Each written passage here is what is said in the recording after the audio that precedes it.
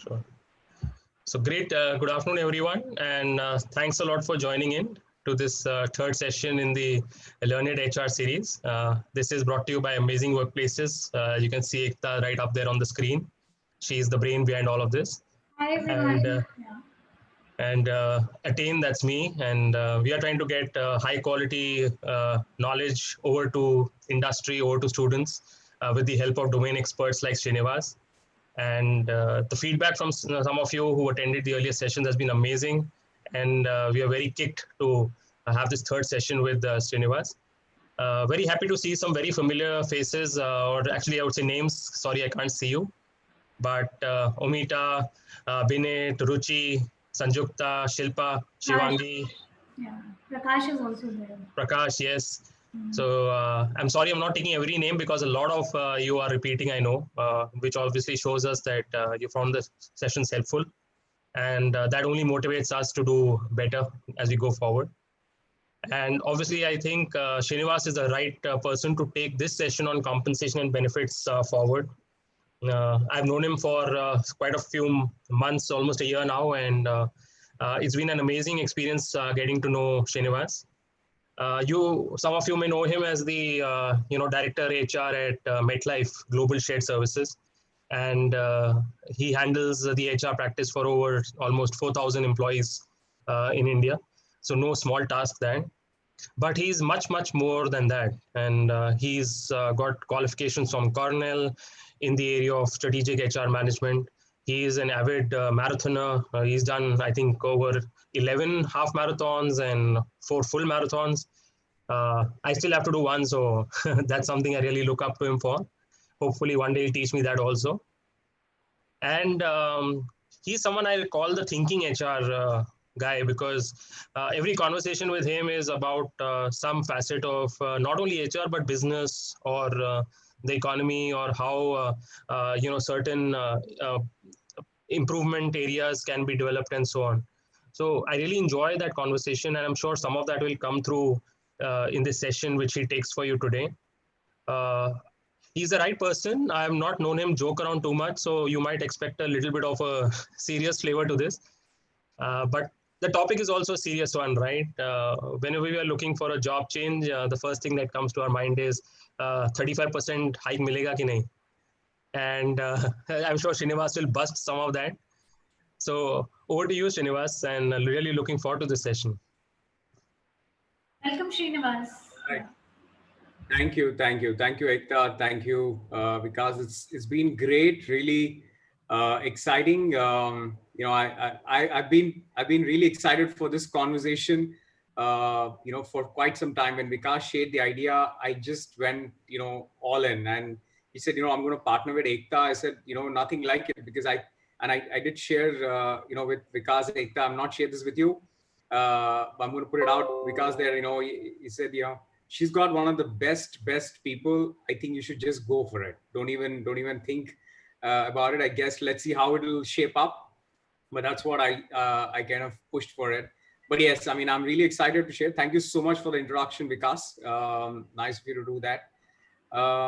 Before we go ahead, I do want to spend 2 minutes on what kind of work I've done from a comp and ben standpoint, so that you all take my stuff seriously. I'm just kidding, but I have done, comp and ben has been one of my favorite roles. I've done many roles within HR. But this has been one of my favorite for multiple reasons. One, I've always been close to maths and always wanted to do that. And that's one of the reasons. And it doesn't mean that you need to be good in maths to do a comp and ben role. Yes, there are a lot of numbers, a lot of calculations, a lot of analysis that you got to do. But good in numbers will only be an advantage as you move ahead. So I've done different roles within HR, and comp and ben has been my favorite. And within comp and ben, I've had the experience to experiment quite a bit. MetLife had given me, my current organization, task to go ahead and set up, a center in Mexico.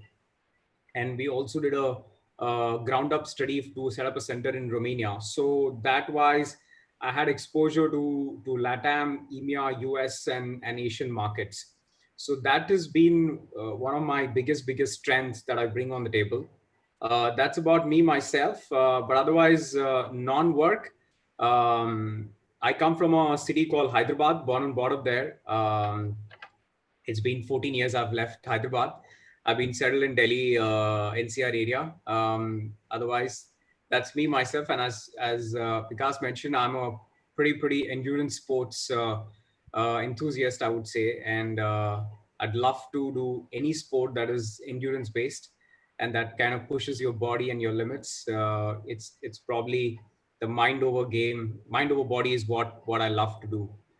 That's about me, myself. And I hope everybody can hear, and I'm going to share a screen so that everybody can start seeing it. But if you all have any questions, I do want you to please ask. You can ask, right the moment, if you want to stop then and there, and you can ask about it, or you all can post. I think they can post it on the Q&A. Is that how it's going to work? Yeah, they can do it on Q&A. Everybody has access to that. Yeah. Okay, lovely. And if somebody wants to ask a question, then we can, eventually during the Q&A, we can unmute them and they can ask personally as well. That option is also there. Lovely, great. Thank you, Ekta. So you all heard the instructions from Ekta. So if you all have any questions, so please do not hesitate. It's very important. And of course, we will open up for Q&A at the end.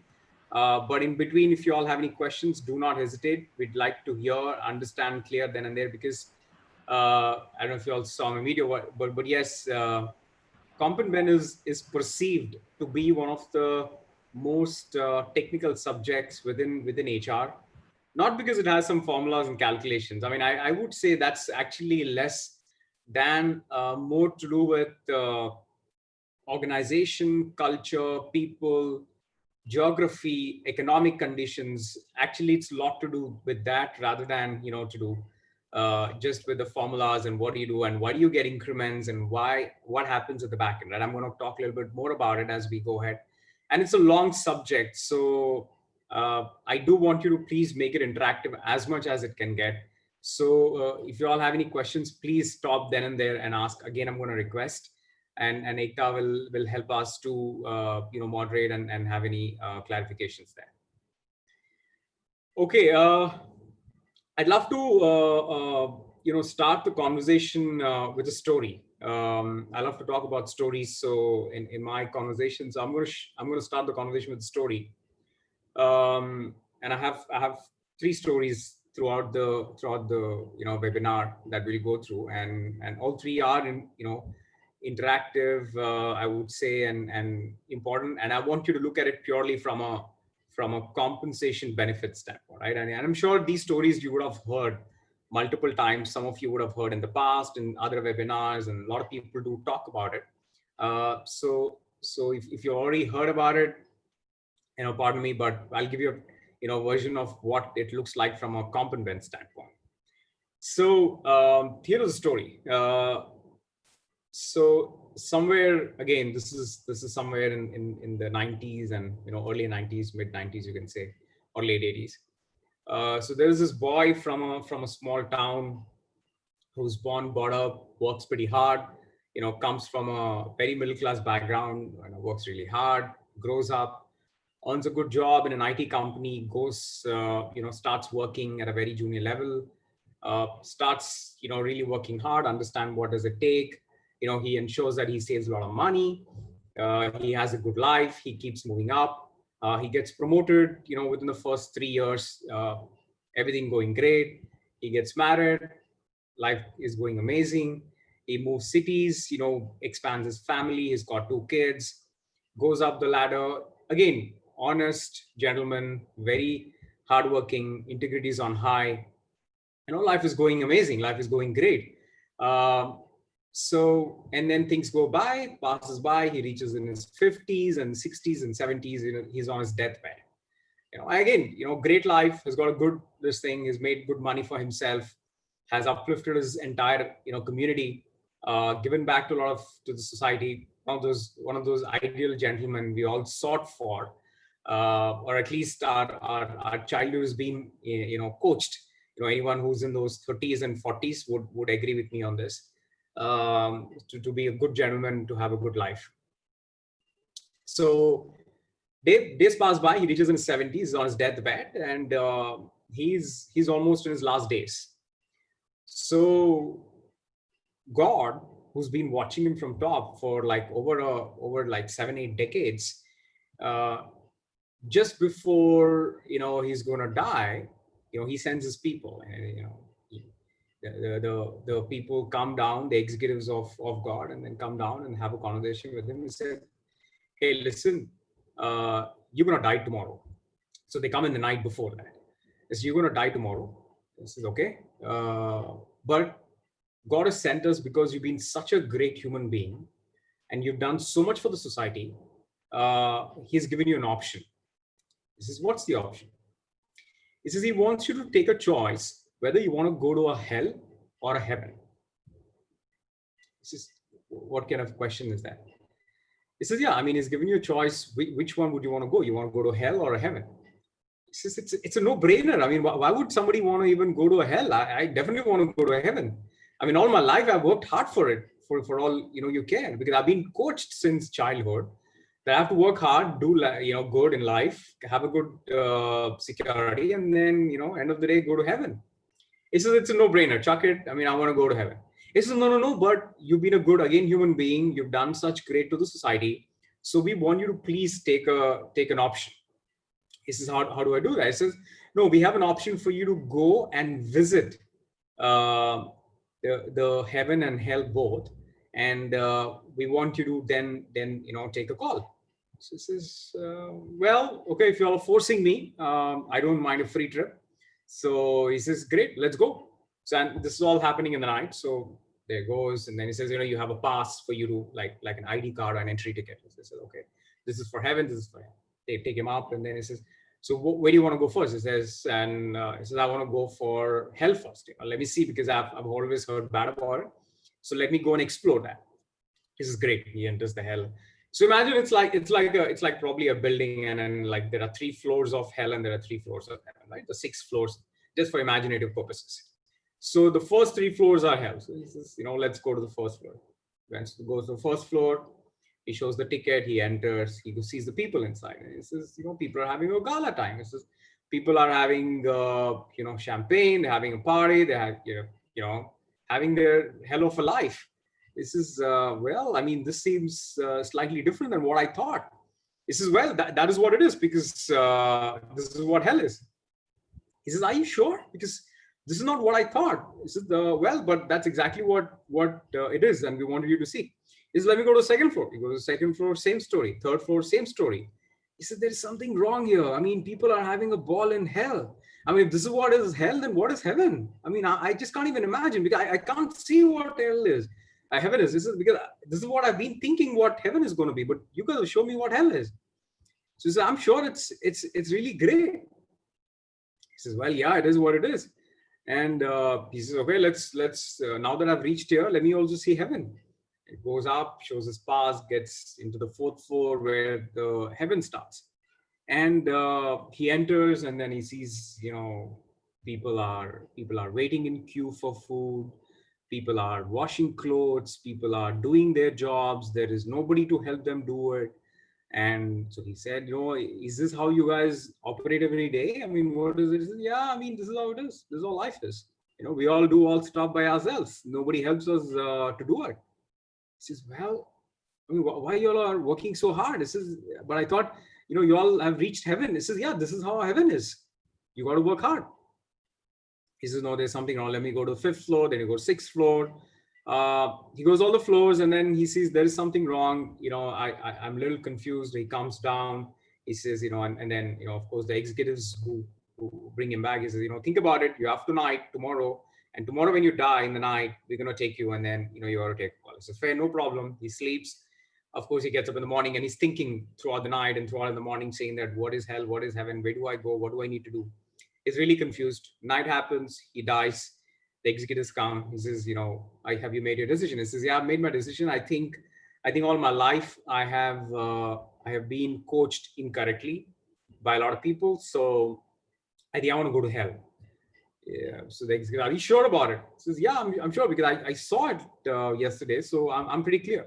I don't think I want to, think about much about it. He says, okay, good. So he gets the ticket, and then he says, he gets a stamp on his like a wrist. Says, you're like going to hell. That's it. There's no changing after. I said, yeah, sure.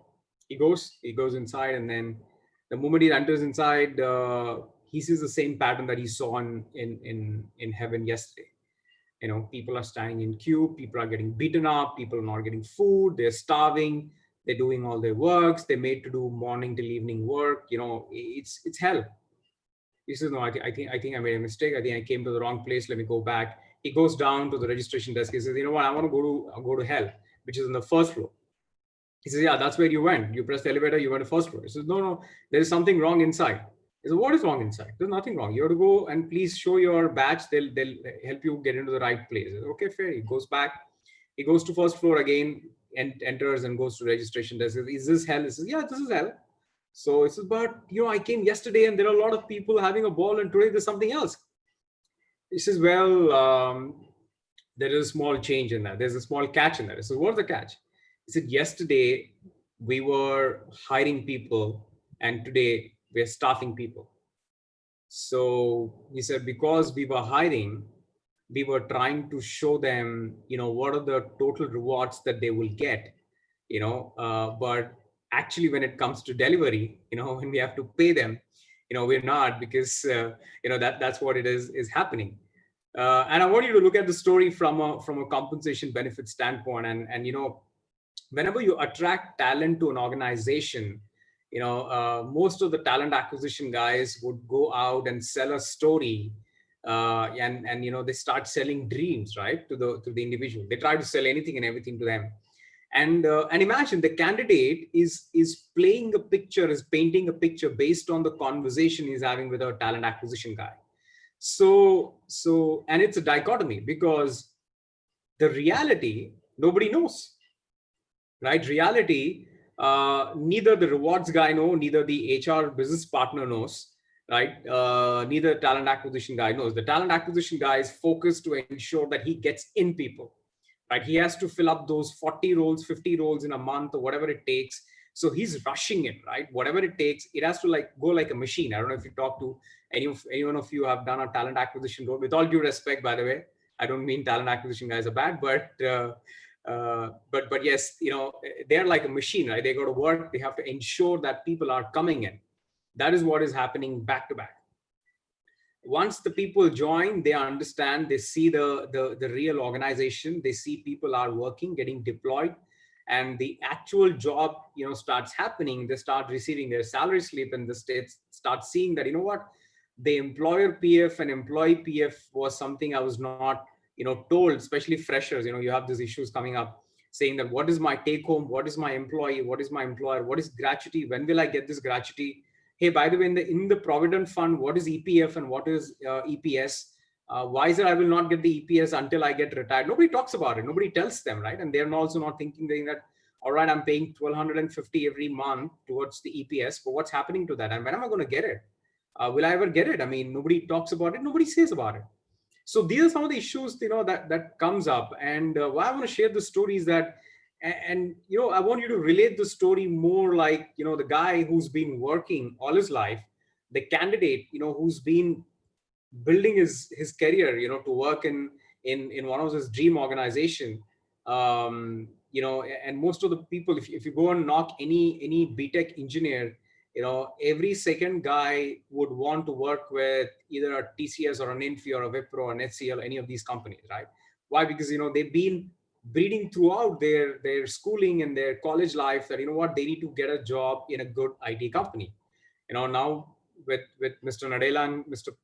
Pichai being there, everybody thinks that, they can be another, Google or Microsoft CEO, but that kind of gives them a lot of motivation. So it's very important that from a compensation benefit standpoint, we understand this dichotomy. Not that we can do anything about it, but we understand this dichotomy on the story that, this is how things happen, when you look at it from an outside in view, and that is the canvas, and that is the paint of the canvas that, the candidate is already, painted in his mind. And that's not going to change. So I want you to think from that standpoint as we go ahead and look at it from that perspective. All right, with that said, let me begin. I'm not sure if the story was an app, but the intent was clearly to share, how exactly it looks like. So to begin with, I've got slide from the way how it looks like. So that I'm sure you all can see my screen. Vikas, can you see my screen?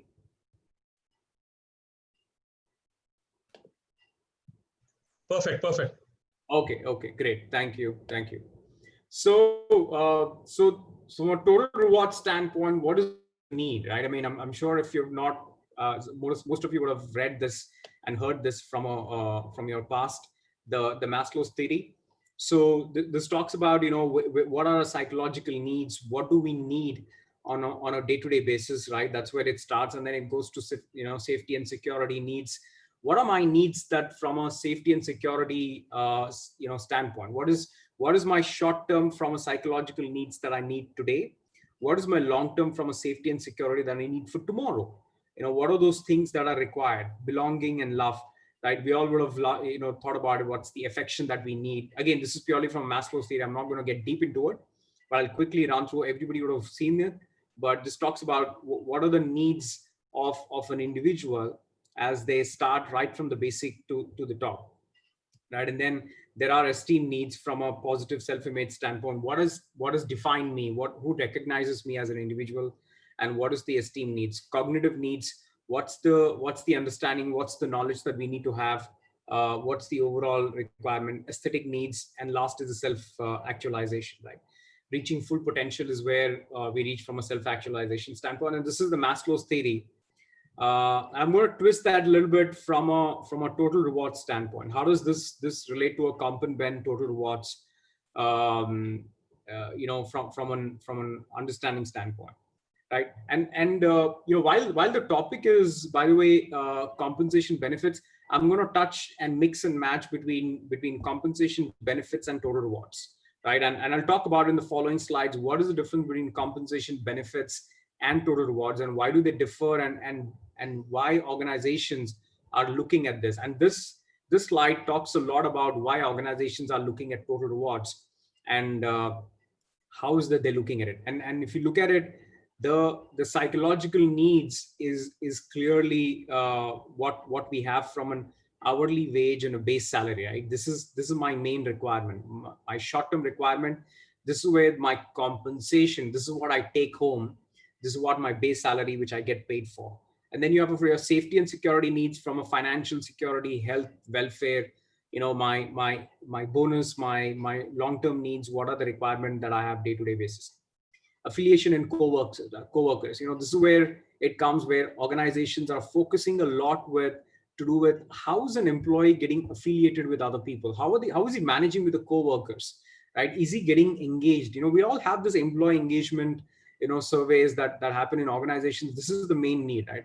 How am I getting engaged in the organization? And some of you were part of last week's conversation with Vinay, and he was talking a lot about how do you keep employees engaged and how do you keep yourself engaged, and why organizations are focusing to ensure that the employees are engaged is because of this need to ensure that you have an affiliation and engaged with the co-workers. From an esteem needs standpoint, what's the recognition, promotion, feedback? How am I performing? What am I doing? Am I moving in the right direction? Is my overall goal in life getting mapped to my career goal, to my organization goal, right? Is that going in track or no? Is that on track? The cognitive needs is from a development standpoint, learning, development. Am I getting developed? Am I moving in the right direction?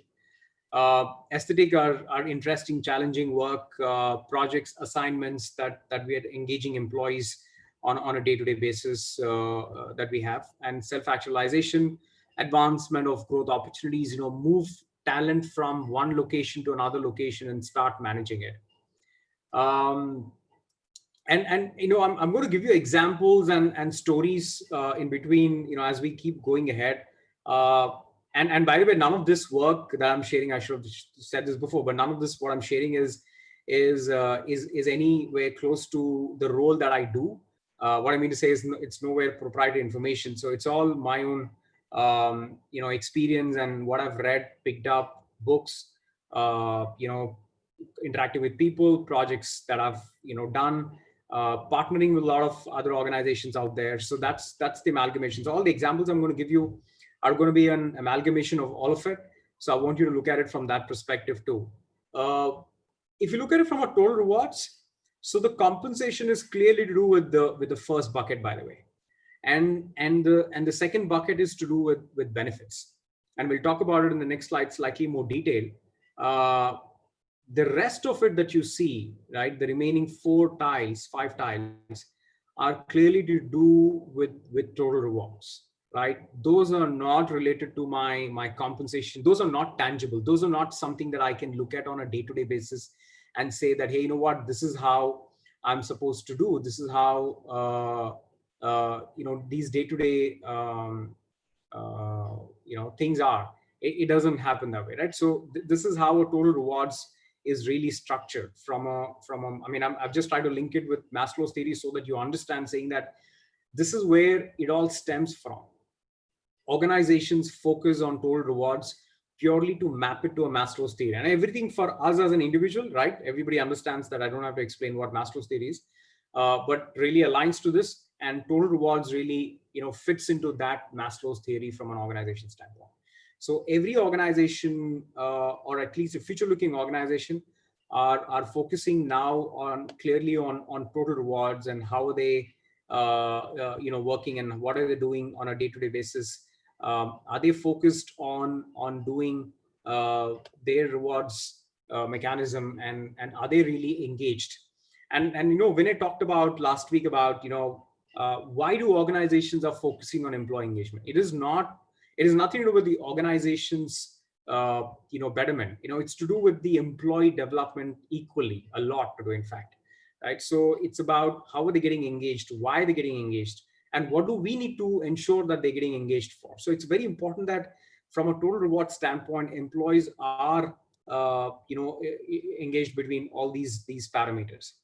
That's from a need, which is basic view that we have.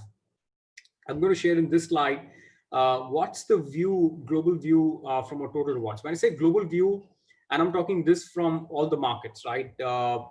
Asia, LATAM, US, and EMEA.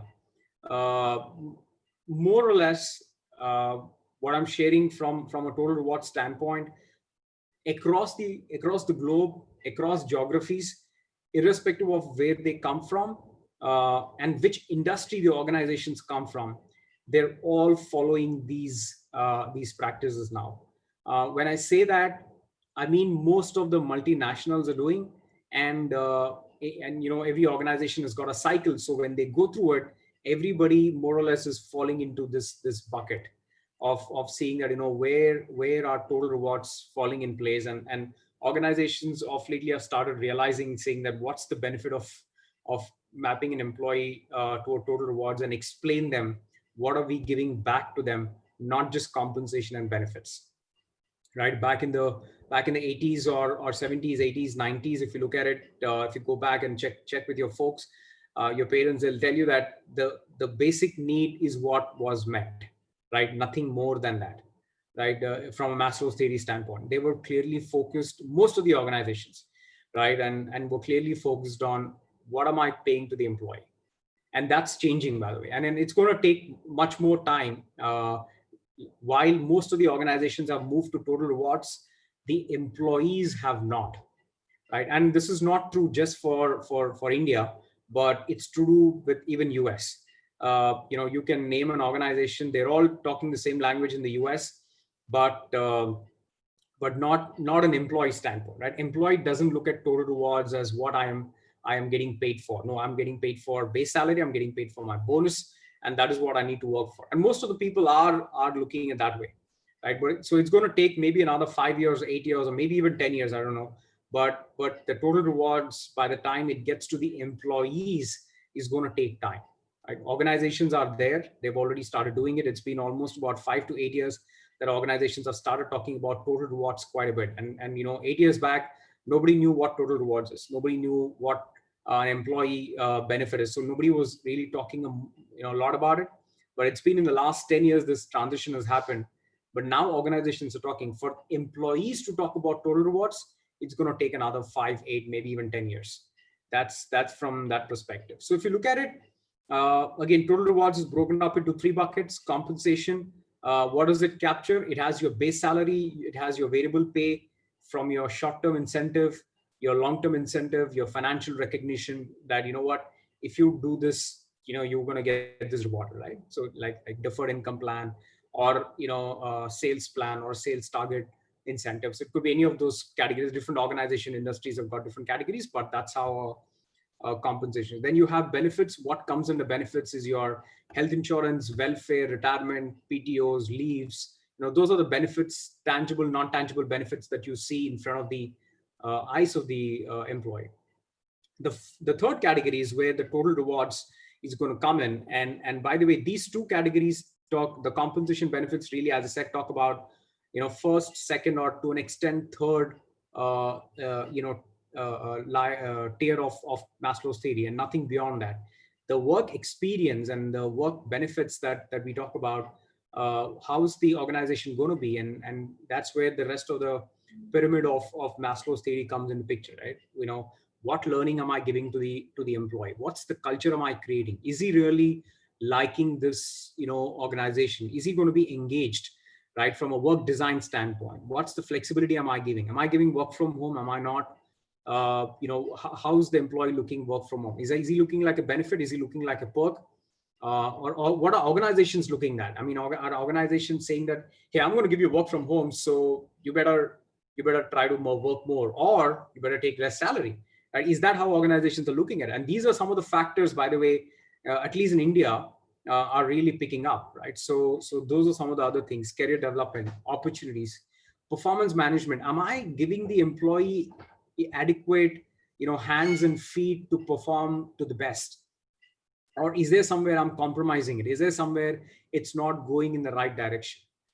So these are some of the aspects, and I want you to look at this very clearly, this slide, and you cut across this slide into geographies, countries, industries. More or less everybody would fall into these buckets. As I said, most of the developed countries have started talking about the total rewards, and most of the organizations today have got total rewards as you know, as a lever that they talk about when the employee joins, or when the employee is getting rated, and, you know, when he's getting rewarded for the performance. But the employee, right, thinking about has not yet started. Again, this is not just in India. Even in some of the most developed countries in the US, there are very few organizations who drill it down. I can give you some examples. Google does that quite a bit. Johnson & Johnson does that quite a bit. Procter & Gamble, Unilever, they do quite a bit, very deep from a total reward standpoint, right? What does it mean?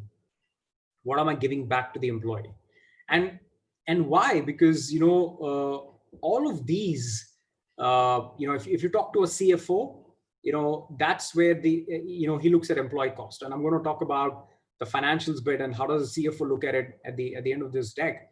But for them, the cash flow in the company is happening in all these aspects, right? The return on equity that they spend on, they're spending it on all these 3 buckets. Every line item has got a cost. Culture has got a cost. Learning has got a cost. You know, driving work from home has got a cost. Giving opportunity has got a cost. Everything has got a cost, right? To what extent are you spending money, and where and why? And how are you communicating that back to the employee, right? That is the key, right? Not many organizations are able to do this bit. And I want you to please listen what I'm saying, because this is the key. And most of the organizations are struggling and grappling with this, is that they're talking about total rewards. The CFO is talking about saying that, what are you spending on an employee? And by the way, this is different for different organizations, different industries, right? If you look at manufacturing, 80% of your cash flow is happening on machinery, right? So total rewards in a manufacturing unit would be extremely low. There are new age organizations, FMCG companies like a Unilever or J&J, they talk about in a different way. But again, in manufacturing units, even in those organizations have got certain challenges. Services industry, you know, is very, very high, right? People cost from a gross margin, are taking anywhere between 70 to 75%. When I say people cost, I don't mean compensation and benefits. I mean everything that's mentioned in this deck. And most of the CFOs today, when you talk to them, and when you talk, by the way, in your organizations with a CFO, please go with this approach, saying that what are you spending money on the employee, right? And am I giving that back to you? That is what most of the CFOs are going to be interested. They want to know, what are you spending money on and why you're spending it? What's the return on equity? What's the ROE that you're going to give back to them? That's what any CFO would be, interested, and they're willing to put the money at the right places, right? If you're going to tell a CFO that, you got to invest X amount of money, and by the way, I'm going to give you an IRR, internal rate return of, let's say, a 20%. The company is doing about a 15-18%, but I'm going to give you a 20% for the next 5 years. They'll be more than willing to spend the money. Mark my words. And I've done these experiments with multiple people in organizations that I've worked, and in other industry also. But it's very, very important. CFO is going out in the market, getting every buck, every penny on interest, right? So he picks up, how does the organization make money, right? He picks up the money at a 5%, 6%, 10%, whatever that money interest rate that he is going to pick up at. The IRR he needs to develop, he needs to return back to the organization, either about 18, 15, 20, 25. Some companies have done about 50% IRR, right? That's where the difference is, that the leverage is that. How much less am I getting the money from the market at what interest am I getting, and how much am I gaining by putting the money in the right places? That's the leverage that the CFO has to do. That's the job of a CFO. That's what they do on a day-to-day basis, right? So when you get that money at an X interest rate, when you deploy that money in the organization, where are you deploying it? Why are you deploying it these places? Why are you paying the money to the employee, right? If you're paying an X money, is he giving you that return? How do you look at that return from that standpoint, right? I mean, is there a way that we can look at it to look at it in a very different way? And we have another webinar on learning and development. You'll hear more on those, right? How are organizations really spending the money, and what is the ROI that they look at? So that's where I want you to look at it from this slide, saying that, from a global view, any organization, any industry, any geography, this is the canvas that they would try to fit in. And as I said, about I would say on an average, and these numbers that I'm sharing are purely from Gartner research, it's public information, you can go and check, is that about 50 to 60% of the companies would be talking about total rewards as a language in some of the developed organizations, developed countries. In developing like India, China or Brazil, Romania, Argentina, other places, could be anywhere between about 20 to 22%, not more than that. In underdeveloped, of course, it goes even much more lower than that. Some of the advanced is clearly European countries, right? Of these Nordic countries, and are something that they're far ahead in the game. They talk a lot about total rewards. They ensure that the compensation is designed. And if you ever apply to anywhere in the European countries, when they send you an offer letter, they send you compensation benefits and the work experience that you're going to get as a total rewards. They don't give you a offer just like that. They give you a total rewards offer. They don't give you a normal listing. And most of these are again developed. They could be a startup that may not be doing it, but most of the developed multinationals really focus in this area. Okay, I know I'm not sure if I'm going fast, slow, or pace is okay. But anyone has any questions? Any questions so far? I'm not sure if I can see any questions, but I do want you to please ask any questions that are there. Otherwise, it's going to be a monologue, and I don't want you all to get really disengaged. I'm looking at Ekta and Vikas. If there are any questions, they will pop in. But please do not hesitate to ask any question that you have.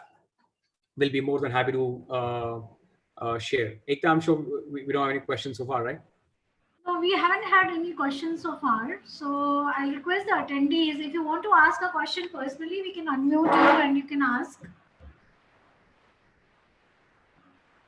Yeah, that'll be great. If you all So want to. anybody can raise their hand and we'll unmute. Can you hear us?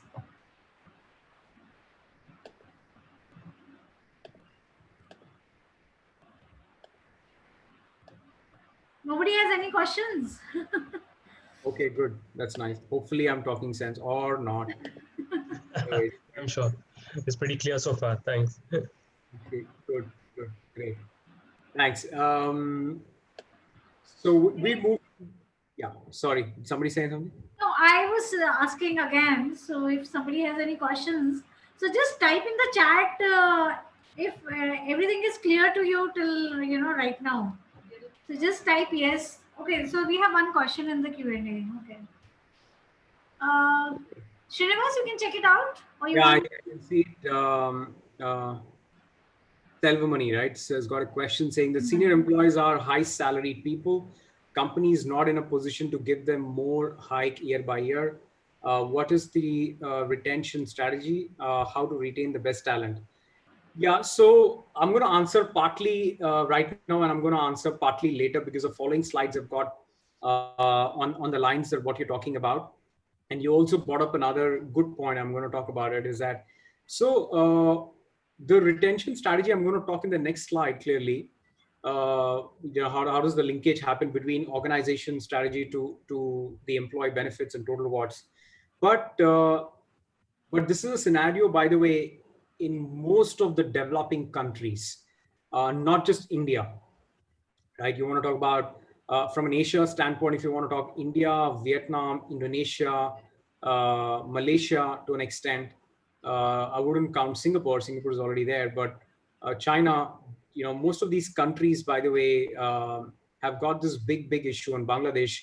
And globally also, by the way, you pick up Poland, Hungary, Romania, towards the LATAM side, other than Mexico, other countries, Chile, Colombia, Argentina, Brazil, all of them have got a similar issue of saying that senior employees, experienced employees are sitting at higher salaries and we are not able to burn our cash flow. So how do we ensure that we keep them engaged? Otherwise, they're going to go out shopping, right?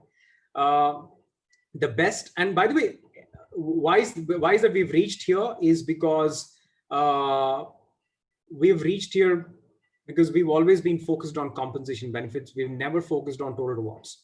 And because we did not focus on it, we're going to be having this problem, right?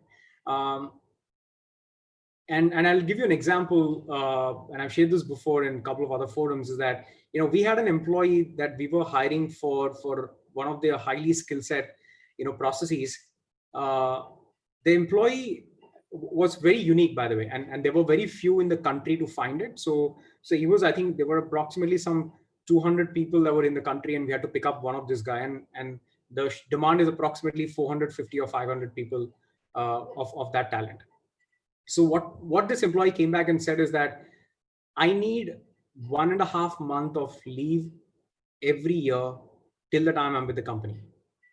And all of that should be paid. You can take all my leaves that are required. I'm not going to take any leave for the entire year, but I need that 1.5 months. So we asked him, I said, why do you want to do it? And he was a pretty young guy, by the way.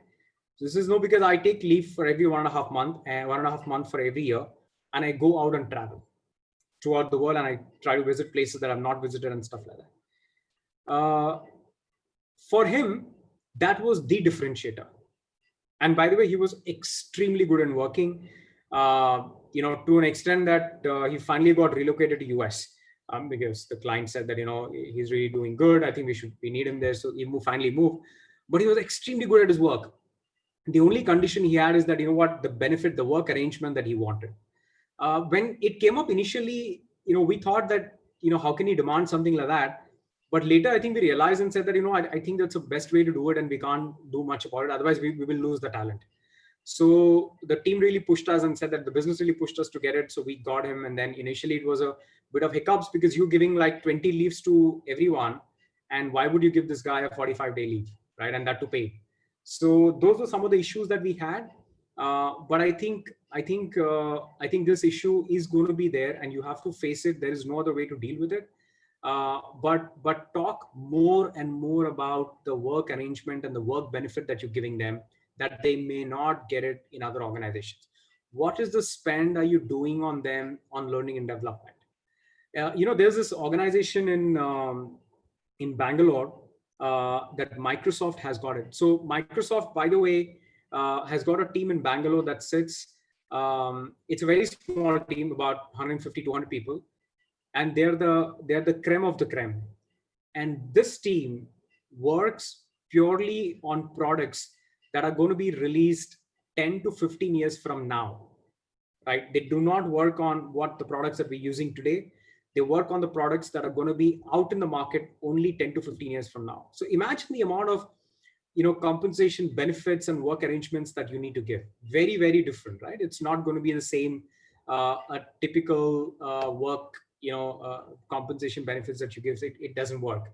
So there are many arrangements like that. So you'll have to really think about saying that what are you giving them as an employee, as an organization, right? And that's how, if you look at it, historically, why is that Tatas have built Jamshedpur city? Why? Because they wanted to ensure that they take care of the employee, right? So the employee is not bothered about, be it my well-being, my social life, my evenings, my sports, my kids' school, my kids' sport. I don't know if how many of you have been to Jamshedpur, but that's what that township had, right? You were taking care of an employee completely so that he does not quit because of anything. Neither compensation, neither benefits, neither work arrangements, right? Bokaro Steel City, right, is the other example. There are many like that, by the way. And if you go other parts of the world, there are many, many places like that. But that is how compensation total rewards is going to be. So you'll have to ensure that you take care from that standpoint and repeatedly keep communicating. And by the way, senior employees and higher salaried employees, you will start seeing a lot of, and I'll talk about it in the next slides, you will start seeing that you will not give them increase at all, right? Zero increases are pretty common between senior levels, and that will keep coming up. And I'm going to talk about it in the next slides, Selvamani. Okay, we have two more questions. I'll quickly move. Great session so far. Just one request, Srinivas, if we can use less jargons, fair. I'll do that. Sorry for that. So I'll tell you what is ROI and IRR. So ROI is rate return on interest, is nothing but the money that you put in. What is the interest that you're getting on? It's like your savings bank account. The interest rate is 4%. So that's your ROI, right? The return on the investment that you've done. What's the interest that you're getting on it, right? So that's the return on investment. IRR is internal rate of return. Again, it's another way of looking at what's the return that I'm getting. I hope I answered that, but I'll try to use less of them. I need to ask, what is possible CMB study salary benchmarking? Do companies need to hire vendors for this? If this is so, then what will be the role of CMB manager? And I have exactly on the next slides. Thank you so much for these questions. We have these getting answered in the following slides, and we'll talk more about it as we move ahead. To Selvamani's question, so what's the linkage between total rewards and organization strategy? So it talks about, I mean, I've tried to articulate here, saying that, what is the employee need and what are we doing versus what the organization needs? And this slide will try to articulate in that way. So it talks about employee needs. What do I need? I need competitive total compensation. What are development opportunities? This is total rewards, right? Compensation, benefits, and the work arrangement that we have. The work arrangement that we have and sense of purpose that I belong to this organization. The way organization looks at it from a people requirements is that, employees are here to ensure that there's a customer quality focus, there's diligence, flexibility, adaptability, and teamwork that are there. From business capabilities, things that you need to be done to ensure that, we're meeting the requirements that are there, right? How exactly companies are moving ahead. And that, by the way, percolates down to a business strategy, right? So that's when you have a business capability, you can go out and build a business strategy to go ahead and make an organization look better in the market. And that's where you stand out, right? That's where you ensure that, and Harini was talking about it, and she mentioned saying that, how exactly organizations stand out and what are the different things that they do, and why is that an organization, and how is an organization moves from one location to one store to different stores to different locations to different geographies, right? So that is what exactly they do. They enter different markets, start different product lines. That's where they move. That's where, end of the day, you have a business results. to ensure that you grow your revenues by 20%, improves your profitability. And these are the numbers. Business results is what a CEO or a CFO are going to be closely looking at, right? Our role clearly, when I say our role from an HR standpoint, the role clearly is at the employee needs.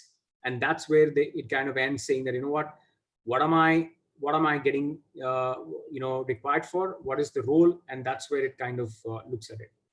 And between people requirements, the organization is going to ask versus what the employee is demanding and what do we need to provide is where your HR strategy comes into picture.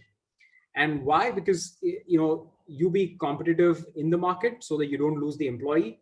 And Vinay talked about saying that how do you retain employees and how do you ensure that, and that's where you need to be competitive, right? From that standpoint.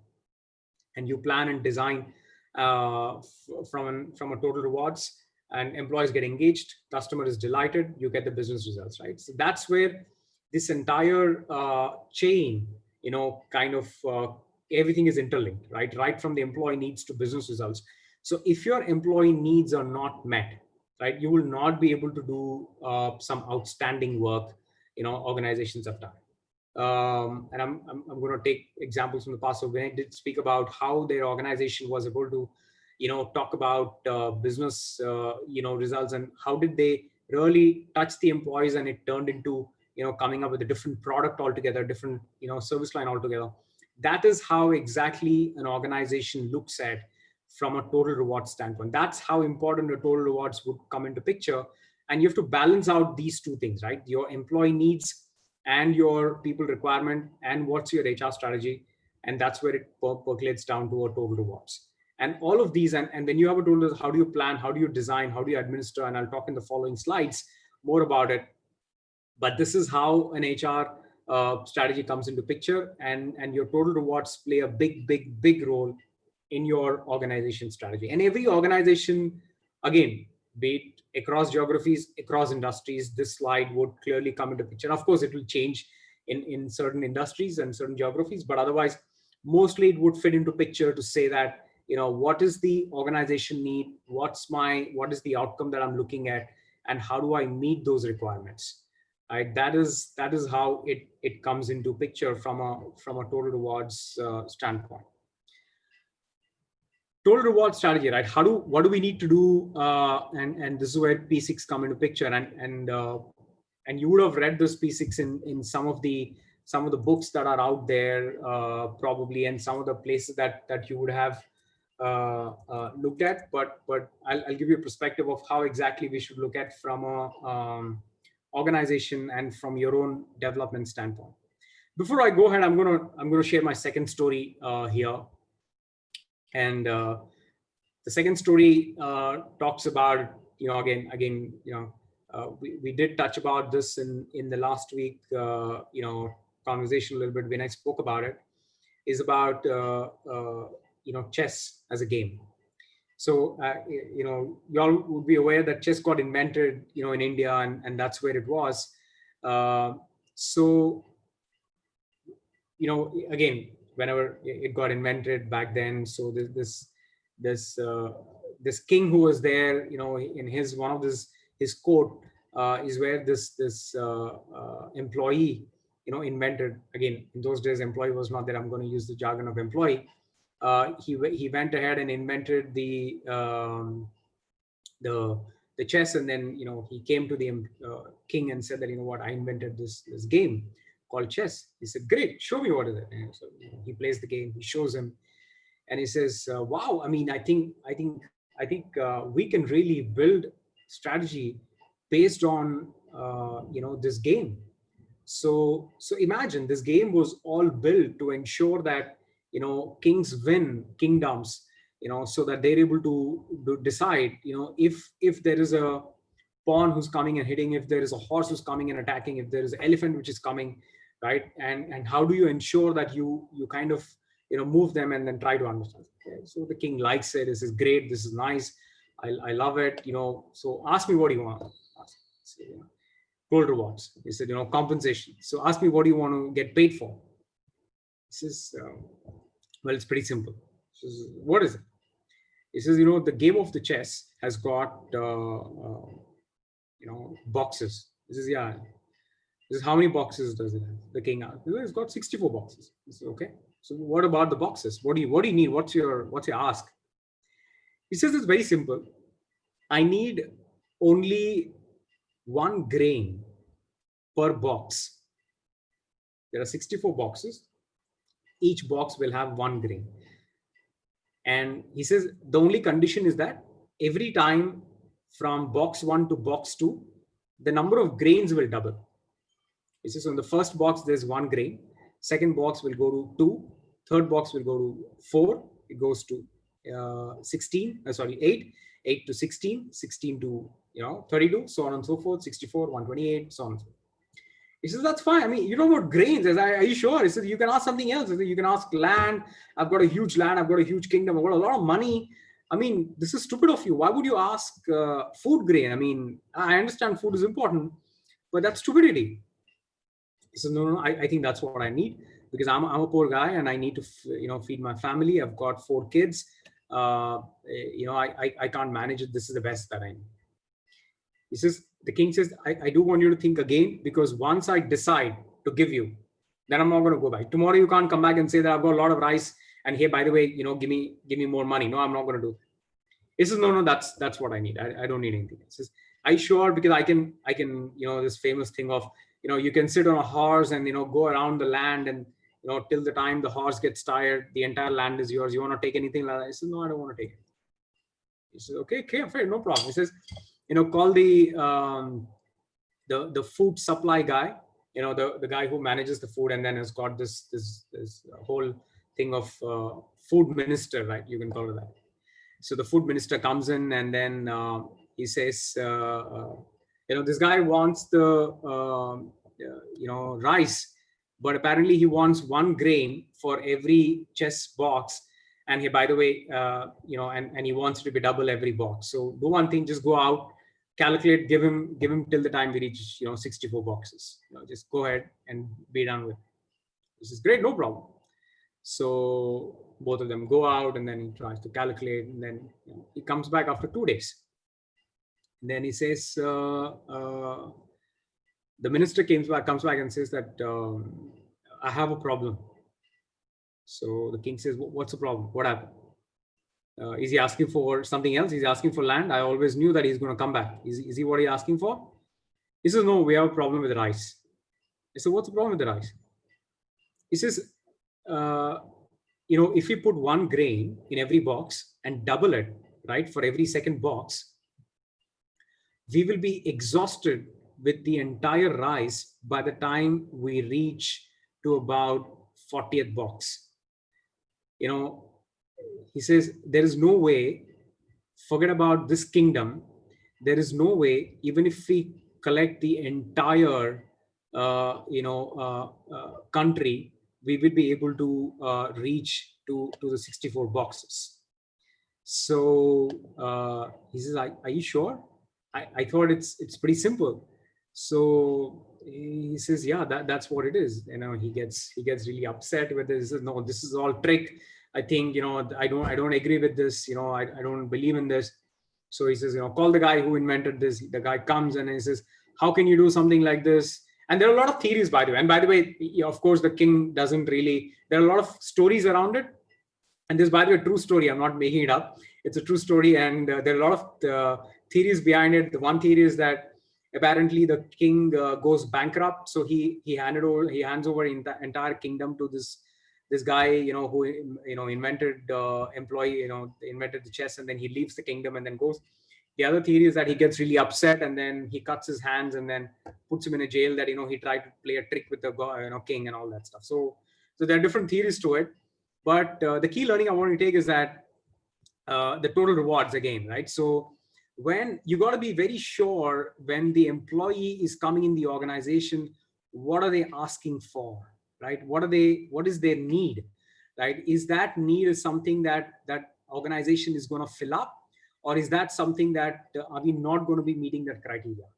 So that's a second story, and I'm going to quickly move into how do you build those reward strategy. But that's where you got to be careful when you hire an employee. What are they asking for? What are their expectations, right?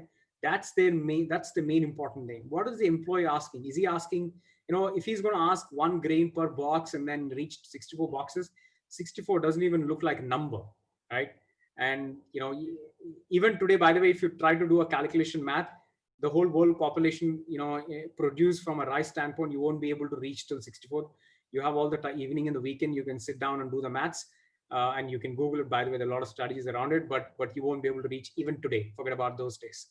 So, so what I want to take from a learning is that, how exactly we need to look at employee needs. Right? What is the employee asking for when he's coming up?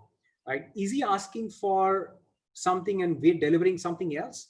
That's where you have a mismatch. That's where the disengagement clearly starts from day one. Right? That's where you've lost the employee before he even gets engaged.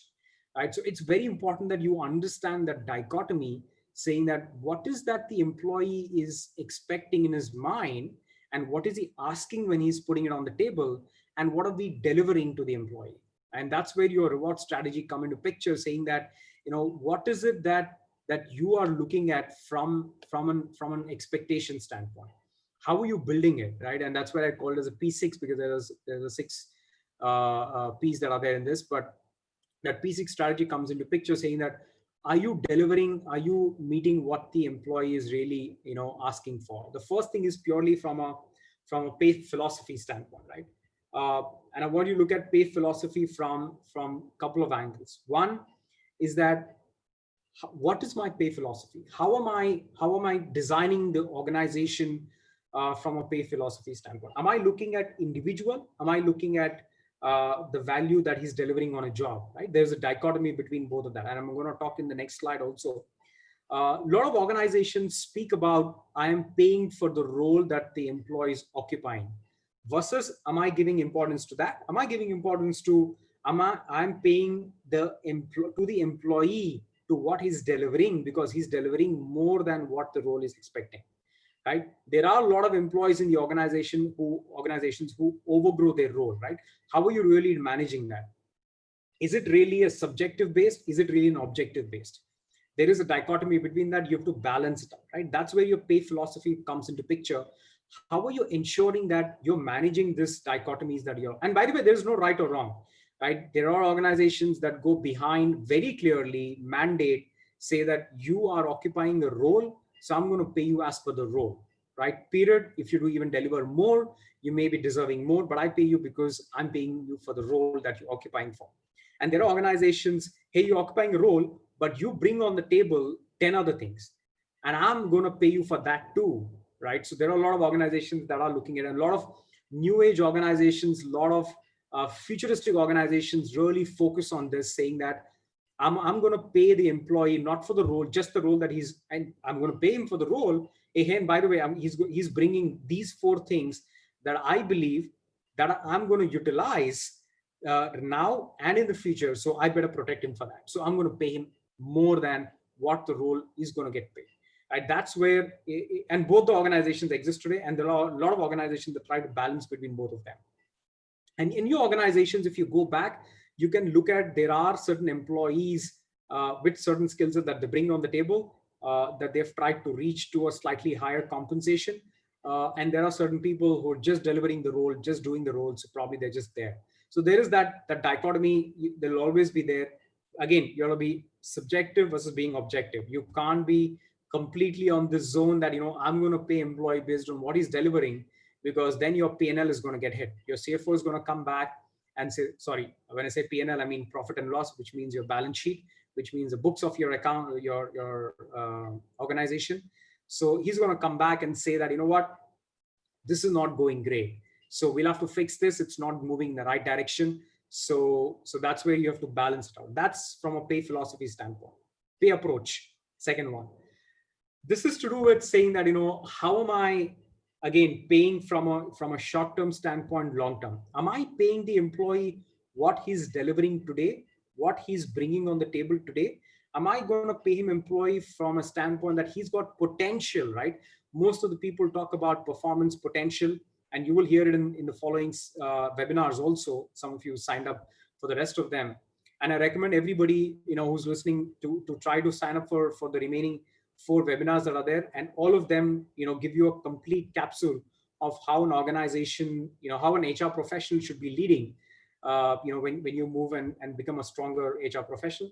But it talks about saying that from a pay approach, saying that, how am I doing from a short term and a long term? If an employee, and someone did ask about it, seniority standpoint, I'm going to touch here. A lot of senior employees and a lot of tenured and high designation employees, right? So generally, most of the high designations are, senior tenure in most of the organizations. So am I paying the employee because he's been here for, 5 years, 8 years, 10 years, 15 years? Or am I paying because he's really delivering month on month, year on year, something innovative that the organization needs? Right? What is my approach? How am I balancing that? Right? Am I balancing only looking at, what is he looking at? How long is he been in the organization, or what is he delivering right now? Right? And by the way, both of them are important, not one particular thing. And organizations who completely tilt towards seniority get killed. Organizations who tilt completely towards saying that I'm going to pay employee what he's going to deliver. If he's not delivering this year, he gets killed. He's out. He's not, he gets laid off. Those organizations also kill themselves. And there are a lot of examples out there, I don't have to mention, but a lot of examples that clearly kill the culture if you disbalance this bit, right? Pay approach is very, very important as you build your reward strategy in every organization, saying that, am I looking at seniority? Am I looking at just the job role? Am I looking at the other aspect in pay approaches? Am I looking at from an individual standpoint? Am I looking at team contribution? Is he good being an individual contributor? Is he good being a team contributor, right? Where is he balancing that out, right? Is he playing both roles really good? Is he playing only one role, right? And that is again important. You need people in an organization that you need to reward, that are going to be individual basic and specific, and that are going to be team specific. Both of that are required. Pay parity. Again, this is very, very important. And most of the organizations that I know of clearly fail here, right? And why I say that is because most of the benchmarking, and somebody had a question, I just saw that, and we'll talk about benchmarking in the next slide. Is that, do I go clearly broad based, saying that everybody gets X amount of increase in this level, right? Not in this grade, not more than that.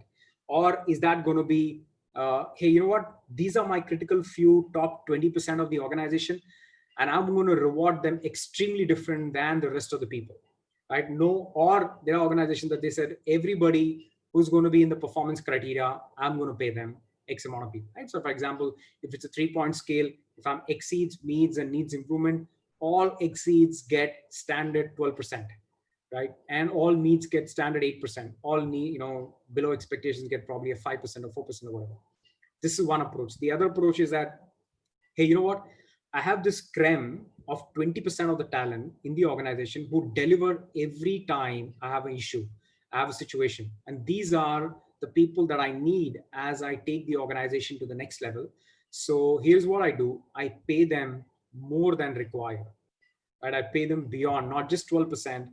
And by the way, performance rating is not a criteria. And more often not, there is a difference between these exceed expectations that you give, the top 20%, versus the top 20% potential candidates, right? There's a difference between that. The performance top 20% is the performance that they've delivered for that particular year. The potential 20% is something that you look at them from a futuristic organization standpoint. You need them for the organization to go to the next level, right?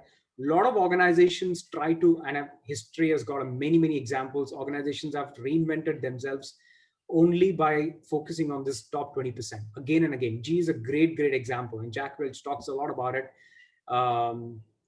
Great leader is no more, but great leader to admire in those days. May not be now, but clearly talk about saying that keep rewarding the top 20% more than what the market can pay, and keep getting rid of the bottom 10%. That has been his strategy throughout completely. And that's how he's been able to take the organization to the next level. The fourth thing is about your pay positioning. And this is very important, saying that from an organization standpoint, how are you going to be focusing? Again, are you going to be focusing on internal equity or the market competitiveness, right? Market is catching up quite a bit. And are you going to position based on what the market is moving? Are you going to position based on what the organization is doing, right? Sometimes your competitors really pick up talent because they want to move ahead, right? And they pick up, by the way, creme of the creme in the industry at that point in time. Or are you doing that because this particular employee, who's very individual basic and very futuristic, you need this employee for the future of the organization, not to be of the organization. So you will go ahead and focus and spend money on him, right? Where are you positioning the individual? And by the way, both are important. You got to focus on our external market. You got to focus on internal market. Both are very, very important. Again, pay delivery is very simple. Look at it, saying that, is that something that you're going to be look at it from a discretionary basis? Is that a formula basis? You know, what I mean to say is, you know, if the employee has done this, then he gets this much. Again, from an approach that I was talking about, saying that, are you pay parity standpoint, I was talking about saying that, are you going to pay them purely, you know, 12% irrespective of what they've delivered? Or are you going to pay them, no, I'm going to pay this employee 20% because he's done much more than what anybody in the organization has done it, or anybody can do it. And by the way, we need this employee for tomorrow, not for today. And the last thing is about pay mix. This is purely from a fixed and variable pay. And we'll talk about it, the pay plans in the following slides, but how am I really focusing, you know, from futuristic? Again, this is from a total rewards strategy standpoint, and most of the organizations try to cover these in some form, shape, not the other. Some of them give importance to some of them do not.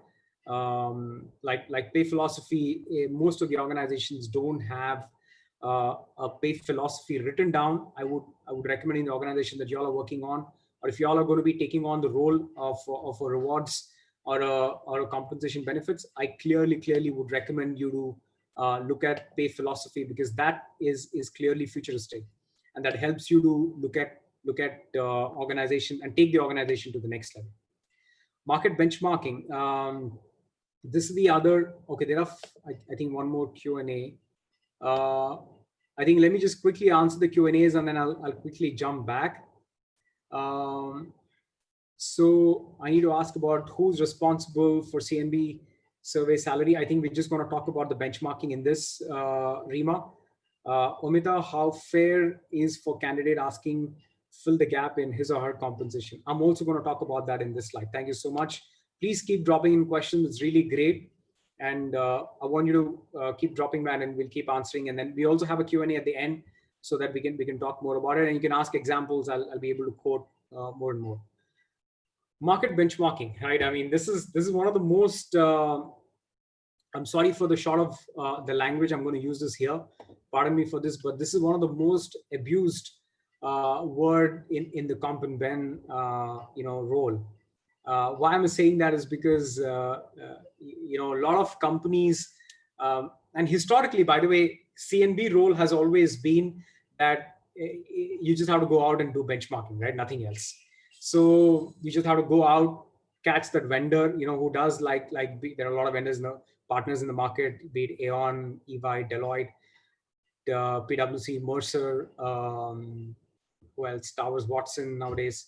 Now that Aon and Towers Watson has got together, so they're going to be becoming really big. But these are the partners who've been leading market. And by the way, for a long time, and I'm talking this between 1991, 92, that's where in this country I'm talking about, not internationally. Internationally, most of these organizations have been invented in the 80s, but in the market in India, Aon or Towers Watson, Mercer, they started stepping in and step out starting from early 90s, 92, 93. A lot of people burned their fingers because it was pretty new. Nobody was willing to really pay. And by the way, compensation has always been there, right? I mean, from an act standpoint, if you go back, Workmen Compensation Act has always been there since factory days of 50s and 60s.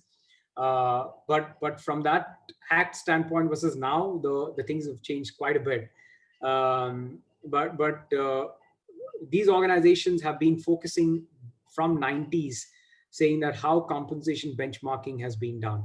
So CNB role historically has always been about benchmarking, nothing else, right? So you go ahead, collect the data, look at it, try to put it in Excel sheets, try to send. And till today also, by the way, most of the organizations, most of the big, large MNCs clearly look at Excel sheets from a benchmarking standpoint, including partners, by the way. There are a few of them like Towers and Aon who really depend on tool, but otherwise Excel has been one of the biggest benchmarking tool for them. But one of the really most abused, I'll say why, because, and I'll talk about it in this slide, is that how they've looked at is clearly to see, one is financial considerations, right? Why do we need to financial benchmarking, market benchmarking? Because the CFO is going to ask, saying that how much are you going to spend the money on? And different organizations have got a different construct from a CNB standpoint. Some of it is purely a mandate that comes from CFO to say that you will not increase payroll cost or compensation cost more than 10%. And some of the organizations, and these are future-looking organizations, do the other way, is that the HR head goes up to CFO and says that, you know what, I'm going to be doing 10%. And hey, by the way, probably I'll end up doing actually 9.5 or 8%, but I will keep this 1% with me and probably use it for something else. Or I may use it for a bad year, or I may use it for some other benefit. So financial consideration, what is the cost that the rewards will have, is very, very important from a benchmarking standpoint. The second is employee preferences. Why do we do benchmarking is clearly to saying that what is it that the employee will need from a preferences standpoint. What does it really matter to the employee? So that's where we go ahead and do benchmarking. From a talent strategy, I spoke about HR strategy, reward strategy. So that's where saying that where is it moving? What is the business decision? What does it really impact? External competitiveness that talks about, again, what is the market doing? Are our competitors doing something else that we are not, so that we don't lose our talent and keep on shopping for talent again and again? So that's where these are the four aspects that come into picture when you really look at from a market benchmarking. And by the way, market benchmarking is pretty much a no-brainer job today. There are tools, techniques that are there. And by the way, a lot of math in a comp and ben role goes in market benchmarking. Why are you looking at a market benchmarking? And I can talk about market benchmarking only for about 2 hours, and maybe at some other time we can talk about it. Because that's where you have most of the calculation. That's where you have most of the formulas. That's where you have most of the CNB professionals spending a lot of time and energy in learning and understanding what a market benchmarking is. How is it done? Why is it done? How do you reach to a market reference zone? How do you reach to a range? How does a range really come up, right? When you go out and do a market benchmarking, there are 20 organizations, 50 organizations, 100 organizations that are participating. How are you culling out data from that, right? You are doing a particular role in an organization. How does your role get mapped to various other roles that the organizations are doing, the individuals are doing in the organization, right? So that's where these come into picture, right? That's where it comes into picture, saying that how do we look at from a market benchmarking? What's trending in the benchmarking? And that's where I feel that, personally, that's what I meant, that, it's been most abused because, and this is going to change as we keep moving ahead, and maybe in the next 3-4 years, it will change quite a bit.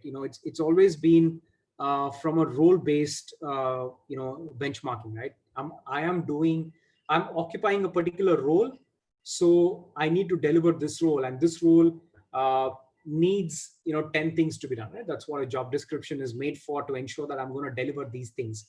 That's called a peanut butter approach, saying that I need to do 10 things. So I'll go to the market and map within the organizations, saying that who's doing these 10 things, what are those organizations that are doing these 10 things, right? And then map back from a role-based standpoint. And this is, by the way, pretty archaic in nature. Not many organizations are kind of trying to do that now. Earlier, what used to happen is market benchmarking used to happen every year. Now organizations started doing it once in 2 years, and maybe some of the organizations even do it once in 3 and 5 years. 5 years, I would say it's slightly beyond, but I think once in 3 years is a very sweet spot for organizations to do it, but just to understand how is it happening in the market. And what's going to move towards into is clearly an individual based, right? It's no longer going to be a role based. What is this employee delivering to me? And right, how do I benchmark the individual? I don't benchmark the role, but I'm going to benchmark the individual. And by the way, organizations are going to grapple with it.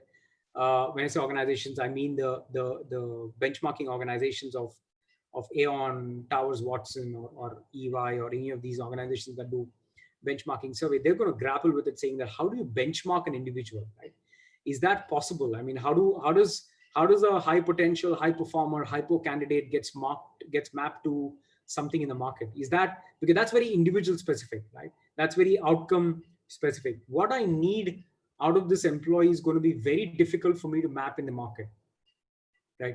And that's going to be based on what the target an organization has got in. This balance and this dichotomy is going to be there with the organizations, and that's where you have these individual issues coming up, right? That's where you have some people sitting at a different compensation. So some people come back and say that, you know what, this year I have delivered this much, so I should be sitting more than this employee, right? So those conversations are going to be more and more that will come up when you're going to make it more individual based. And individual base is the way, by the way, trending is going to happen as we keep moving ahead. And this is where most of the organizations will move, and this is where most of the organizations will spend time to understand what the employee needs and how do they really need to look at it. Okay, let me give a break and move to any questions. Let me start with Rima's question. So I believe I spoke about compensation benchmarking a little bit. Do companies need to hire vendors for this? And if so, what will be the role of CMB manager? CMB is manager role. Companies need to hire Rima. Why? Because earlier what used to happen is, and before compensation, before benchmarking used to happen, there are these group of companies that used to come together in the early 90s. And they used to set up a forum, and they used to share compensation data, and real data I'm talking about, of employees.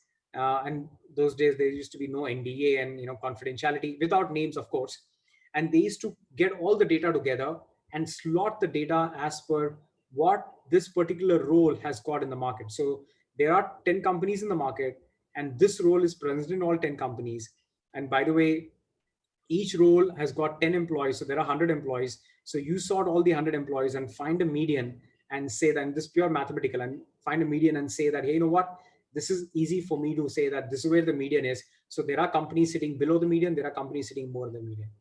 And how do I need to manage those 10 employees sitting? Because those 10 employees will be sitting up across the spectrum of 100 employees. Some employees could be sitting more than median, at the median, below the median. So how do I manage that? Do I need to bring up the median and below the median employees up? If yes, how do I need to do it? And you can't do it in 1 year, because your CFO will come back and say that you're spending more money, because the pot of gold is limited. And you have to spend the money evenly to ensure that you can't upset the employee sitting over the median. You can't upset the employee sitting below the median. So that's where the role of a CNB manager would come into picture. And that's where the role of your reward strategy comes into picture, saying that how are you mapping the entire thing and trying to communicate that to the organization and trying to communicate that to the employee. That's the biggest role of a rewards leader. That's the biggest role of a CNB manager that will be there.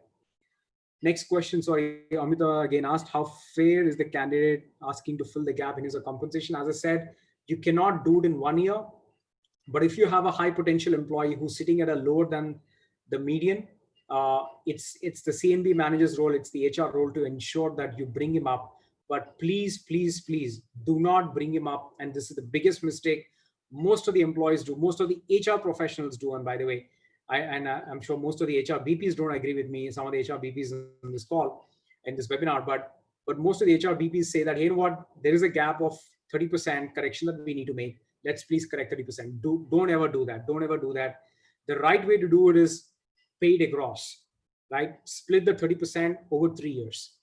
If there's 30% correction that you need to give, make it 10, 10, 10. If it's a very, very high critical, high potential employee, then probably break it up into 2 buckets, or break it up into 3 buckets, but give every probably 8 months the correction. but please spread it out, because you do not want the employee to taste the increment and then go back disengaged. Because the moment you give a 30% hike, history and psychology says very clearly that the employee gets very disengaged the moment he sees that the 30% is dropped to back to 8% right after 1 year.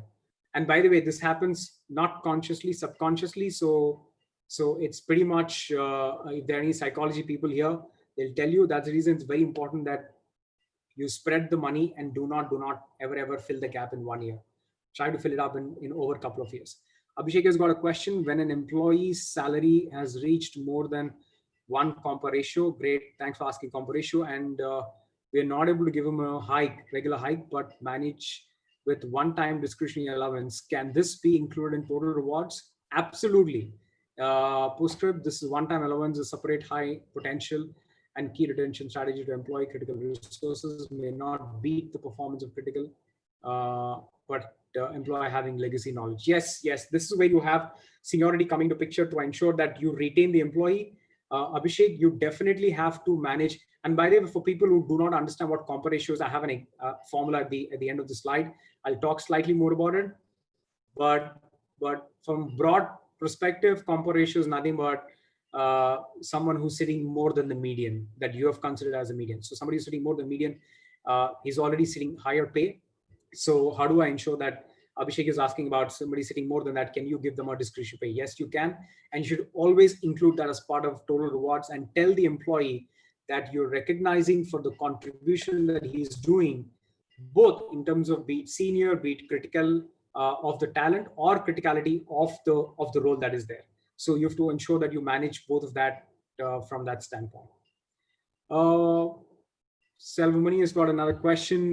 During COVID, most of the companies are unable to give promotion or salary hike due to financial crisis. Yes, through the employees understand situation. What is the best way to keep them happy during these times, and how to keep them motivated? And I'll tell you, this is very good. Thanks for asking, Selvamani, because I would have answered this end of the deck webinar. But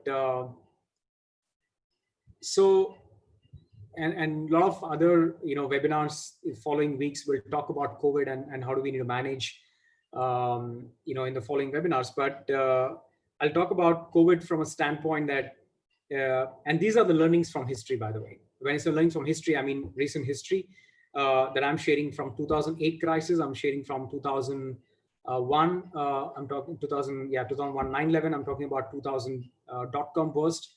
And I'm talking about 91, 92 crisis, right? So between last 30 years, history very clearly talks about it, saying that, companies that dip their increments during crisis are most likely to lose the key critical talent, versus the companies that pay normally even during crisis.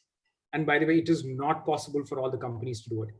The companies who have strong books are the only ones that will do it. A lot of companies that you will see now that they will dip their increments very drastically. They'll go down to maybe a sub 5% or 6% average pace, and the real delivery would be 2-3%. But a lot of companies would do it. But there are very few companies who keep their consistency on of delivering at about 7, 8, 9% average.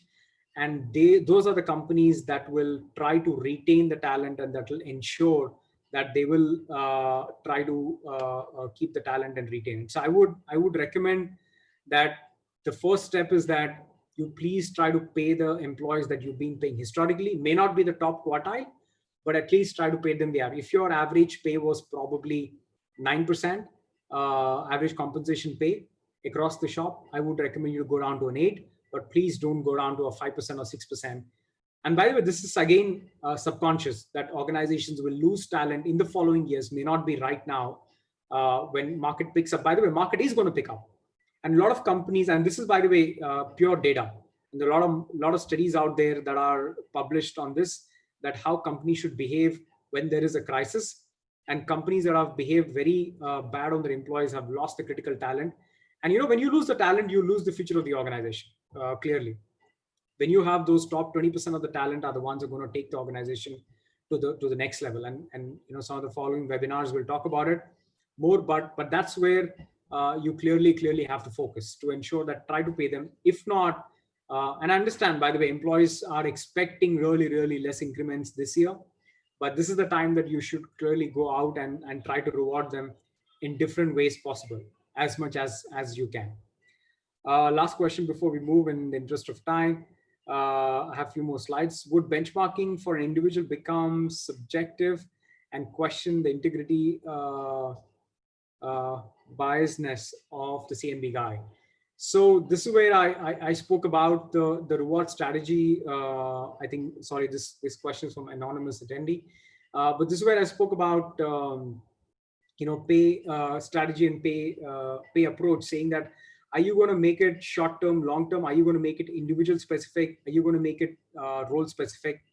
The dichotomy of the compensation benchmarking is always going to be this. I don't think, and by the way, this is the individual specific and the role specific is like the early 90s time right now, because in early 90s when people like Aon and Mercer Towers came first in the country and started trying to teach people, saying that there is something called CNB role and there is something called a reward strategy, there's something called market benchmarking. A lot of HR people went back and said that, we don't need it. We understand how does it operate.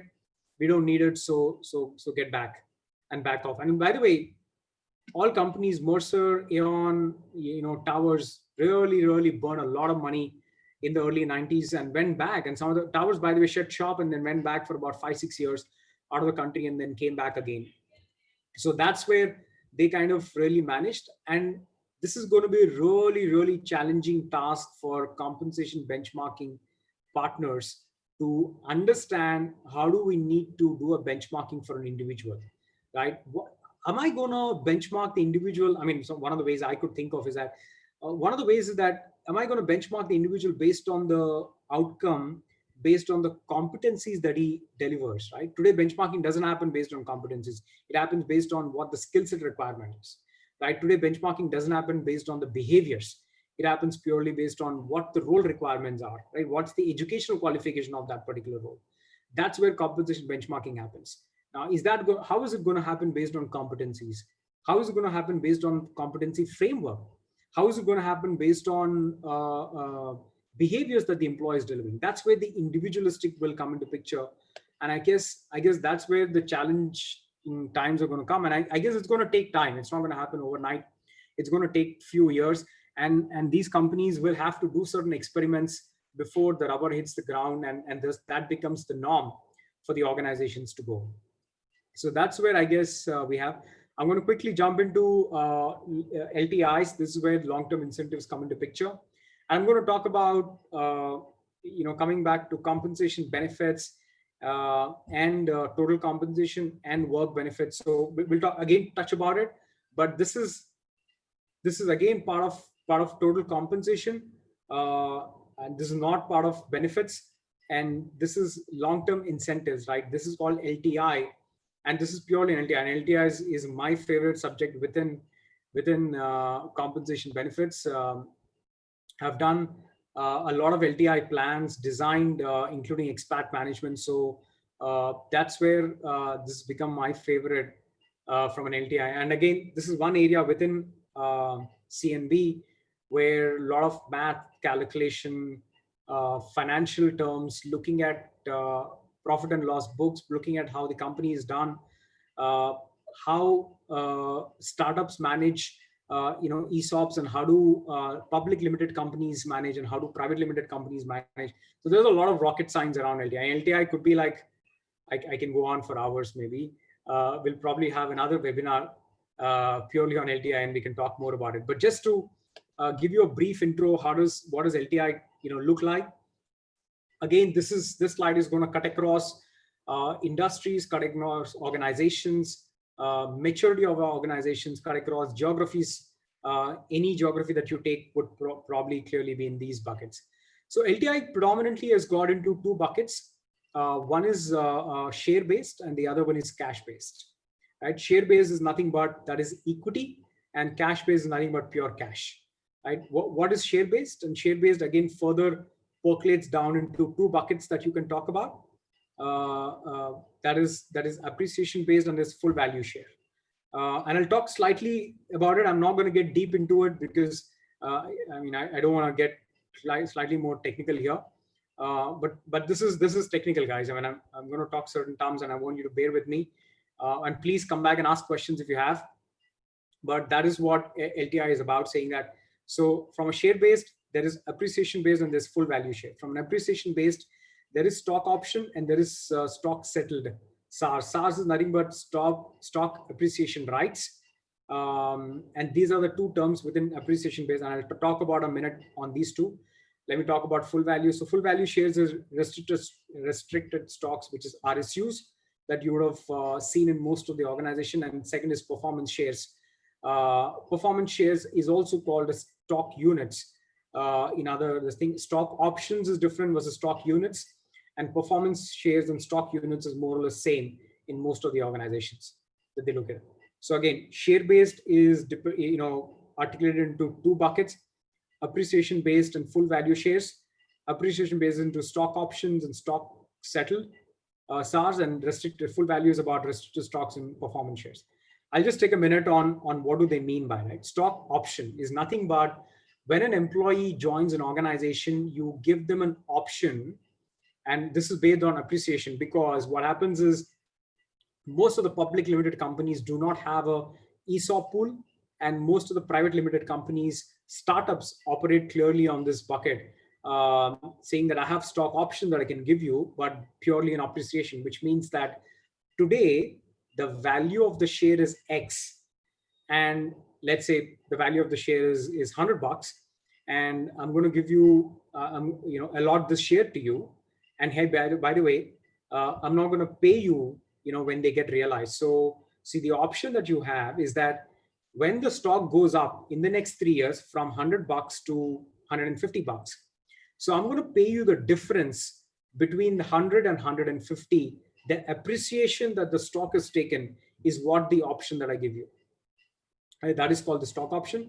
Stock settled is that, I allot the stock to the employee. Again, I'm going to settle it to the employee at the end of it. So on the first option, he has the option to say that, hey, you know what? I withdraw the stock right now, or I do not withdraw. I leave it to I leave to my discretion, saying that I'm not going to withdraw it right now, and I let the share go from $150 to 200, or it may drop, looking at how the market dynamics are. So in the first option, the employee has got the option to say that, I will not withdraw it right now. I'll look at it later. The second one, the employee does not have the option. At the end of the third year, I will go ahead and settle it, whatever amount the stock is at. If the stock is 150, I pay the 150 and $100 that I told you. I pay $50 then and there. The full value share, the restricted stock, again, happens to be in a way, say that I'm going to pay the employee, but I'm going to vest the employee over a period of time. But I'm going to restrict to the amount that I'm going to pay to the employee, which means that, again, I'm going to give the employee a share stock right now, but he will not be able to go ahead and withdraw that stock, because he has to wait for a particular period of time. So it is restricted for a particular period of time. That's the reason it's called RSU, restricted stock unit. And it's been paid over a period of 1 year, 2 year, 3 year, 5 year. There are different plans. And some of the CEOs of large organizations, I'm talking about Google's and Facebook's or any of the public limited organizations, have got and by the way, this is public information. I'm not sharing anything confidential. So you go ahead, Google, look at it's a public limited company, go and read their proxy report from SEC site in the US.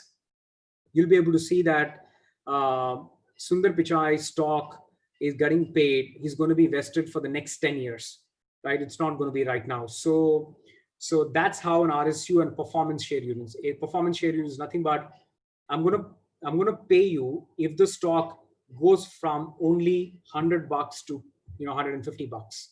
If the stock does not go to $150, then I will not pay you. So most of these CEOs, that's the reason are focusing to ensure that, I have to ensure that the performance of the organization, performance of the stock goes up, and that's where the full value gets shared to him. So, right. So he gets paid the entire money if the stock moves up to 150. If the stock doesn't move it, then he will not get paid. And most of the CEOs are paid on PSU, which is performance shares. And most of the middle management, senior management, CXOs are paid RSUs because they want them to stay on and perform for over a period of time. I'm sorry if this could have been slightly technical and slightly confusing. I'll be more than happy to share, repeat again, share at a later point in time in the interest of time, but that's how LTI is slightly more technical. And I'll quickly move to cash-based. Cash-based again has got two. One is appreciation and the second is the others. I'll talk about appreciation-based is clearly talks about saying that, again, cash settled stock appreciation rights, and I'll talk about it. And again, phantom stocks. Others, again, you have phantom units, long-term cash plan and profit share. So cash is nothing but you do not get any stocks in your hand, right? Again, there are two aspects in that. Appreciation based, what it does is I'm not going to give you stock, but I'll pay you as much as the stock behaves. So that is where your phantom stocks, your cash settled stock, cash based plans come into picture.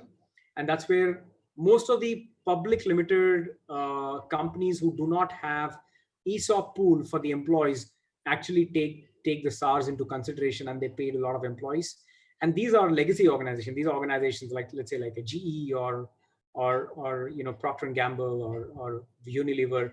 Most of these organizations would be paying you SARs, stock appreciation, either cash based or stock based, because they do not have an ESOP pool. And long-term cash units are something that you pay the employee, but pay them, deliver it over the next 2 years, 3 years, 5 years, because you want the employee to stay on. Again, this is purely the tip of the iceberg of LTI, and each of the item that you look at in the yellow boxes here, you can talk like 3-4 slides just on that particular stock options. How do companies look at it? What do they do? How do they do it? Why do they do it? What are the SEBI rules that are there in the country for us to manage? And by the way, SEBI has got a very strict rules to manage ESOP pools, both for public limited and private limited. However, they do not have rules for cash-based. So there are no rules in the country across the world, in fact, any cash-based plans, except few regulated industries like insurance and other industries have got reinsurance. I've got regulatory requirements on cash-based plan that you pay for senior employees. But otherwise, most of the countries across the globe have got like SEBI that we have, and there are other bodies across the world have got a very clear cut-based share plans that needs to be done. Clean. That's what I want to talk about LTI. I'm sorry for a slightly heavy download. My apologies for that, but that's how it is. So we come to the last section of this webinar, and brace up with your questions. I believe there are a few questions that are there in the chat window also. I'll quickly come to that after I end the webinar. So from a compensation benefit standpoint, again, I just wanted to give you a perspective from a global view. Again, this is purely from my experience. I've had the opportunity to work in Asia, EMEA, LATAM, and Americas, all the regions. I've done very deep work in Mexico, Chile, Colombia, and LATAM, in the US, and all the tier 2 countries in Europe, which is where you have most of 90% of the services organization between Romania, Poland, Hungary, and I've done work a little bit in work for Asia between China, Singapore, and India, purely from work standpoint. And Middle East is one of the other areas that's really picking up, but I've tried to capture that within the regions here. So I'll talk about what is and how is total compensation, benefits, and total employee cost. And what is not captured here is the non-tangible of the work arrangements that I spoke in the previous slide, I think in the second slide, the total rewards that you talk about. So the total rewards is between total compensation, benefits, and that within that, and total employee cost is what an organization or a CFO would be really looking at it, right? That's where it is. And I'll talk about it in the next slide also. So I've broken up between different regions, India, Asia, Americas, LATAM, and EMEA. That's how I've looked at it. So Asia has also got the data of India here, but this is how I've broken up. EMEA, as I said, captures your Europe, Middle East, and Africa. LATAM is all the Mexico down till Argentina. Americas has got your Puerto Rico, and all of the countries and Asian countries have got, including Australia. So that's how it is looked at. So from a total compensation that you look about it, which is total cash that we're talking about, has got your 97% and then about 3% benefits. And that's how you have your total employee cost. And these are pure cash based, right? Your culture doesn't come into the cost here, by the way. Culture is separate out of it. You can't really measure culture from a cost standpoint, right? It's a huge cost, and that's where your P&L comes into picture, profit and loss. But this is how India is structured. So your provident fund, your gratuity, all of that really comes into employee compensation, because that's what you're delivering to the employee. Your benefits are your insurance cost, your leave cost, your paternity, your maternity cost, right? That's where your benefits come into the picture. And that's about 3% that we spend on the employee from an overall standpoint, right? But the total employee cost is at about 100, right? And stay with me and look at how Asia really looks at it. Asia has got about 90%, and this is including India too. So that's where India is really tilting towards it. If you take out India out of Asia, and China, by the way, and this number looks much lopsided, a lot towards benefits. Some of the developed nations like Singapore, China, Malaysia, Japan, Australia have got a lot more benefits than compensation, and that is how it is structured. And if you move to US, this is the total compensation about 70%, and 30% is about benefits, right? And they have different benefits that they talk about, by the way. So some of you are aware about 401k plan in the US, which is like a pension plan that we have here, is part of the total compensation. I'm talking about benefits that are over and above, right? Your one of the biggest expensive benefits in the US is employee insurance, right? That's the biggest expense that you have. The 401k plan that you have from an employer contribution is not part of employee compensation. Total compensation is part of the benefits that the US really structures. So insurance is one of the biggest expenses that you have in the US, and that's where you have benefits taking the major amount of pie within benefits. My surprise when I did my stint in LATAM was how LATAM was structured, and I'm sorry I'm going to use this, but most of us, for me, including me, before I got the, 6 years back, I think 5 years back, when I got this project of setting up the center in Mexico, the first thing that came in my head was Narcos, right? So everybody would really look at saying that, I guess everybody in the country is going to be like that, and that is where I guess you have to be careful, and you have to be understanding, saying that I think things are the same like that.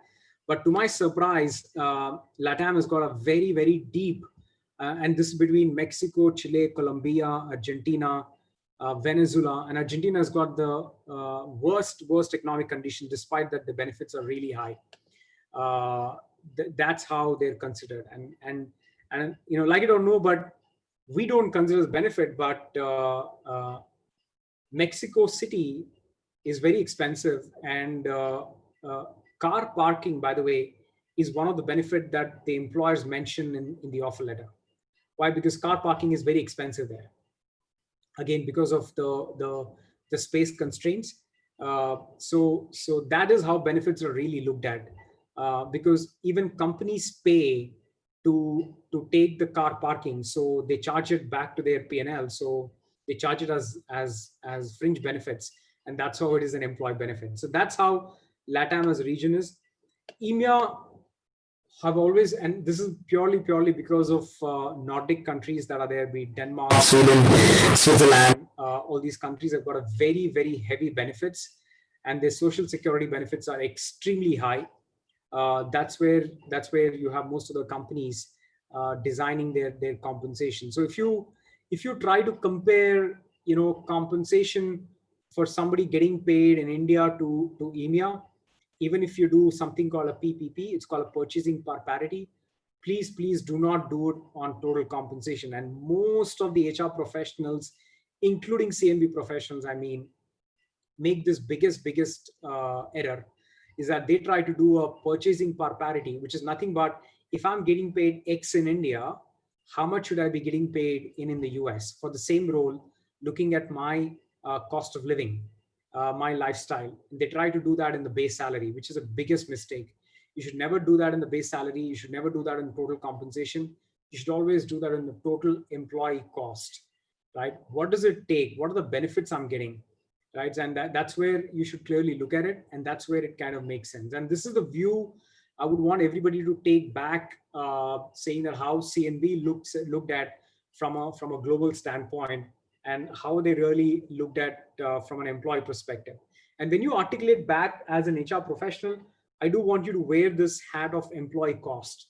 And most of the companies fail to do it. And a lot of companies today have started doing it. And today in India, not more than about, as I said, about 15, 20, 22% of the companies have started talking about total rewards and total employee cost.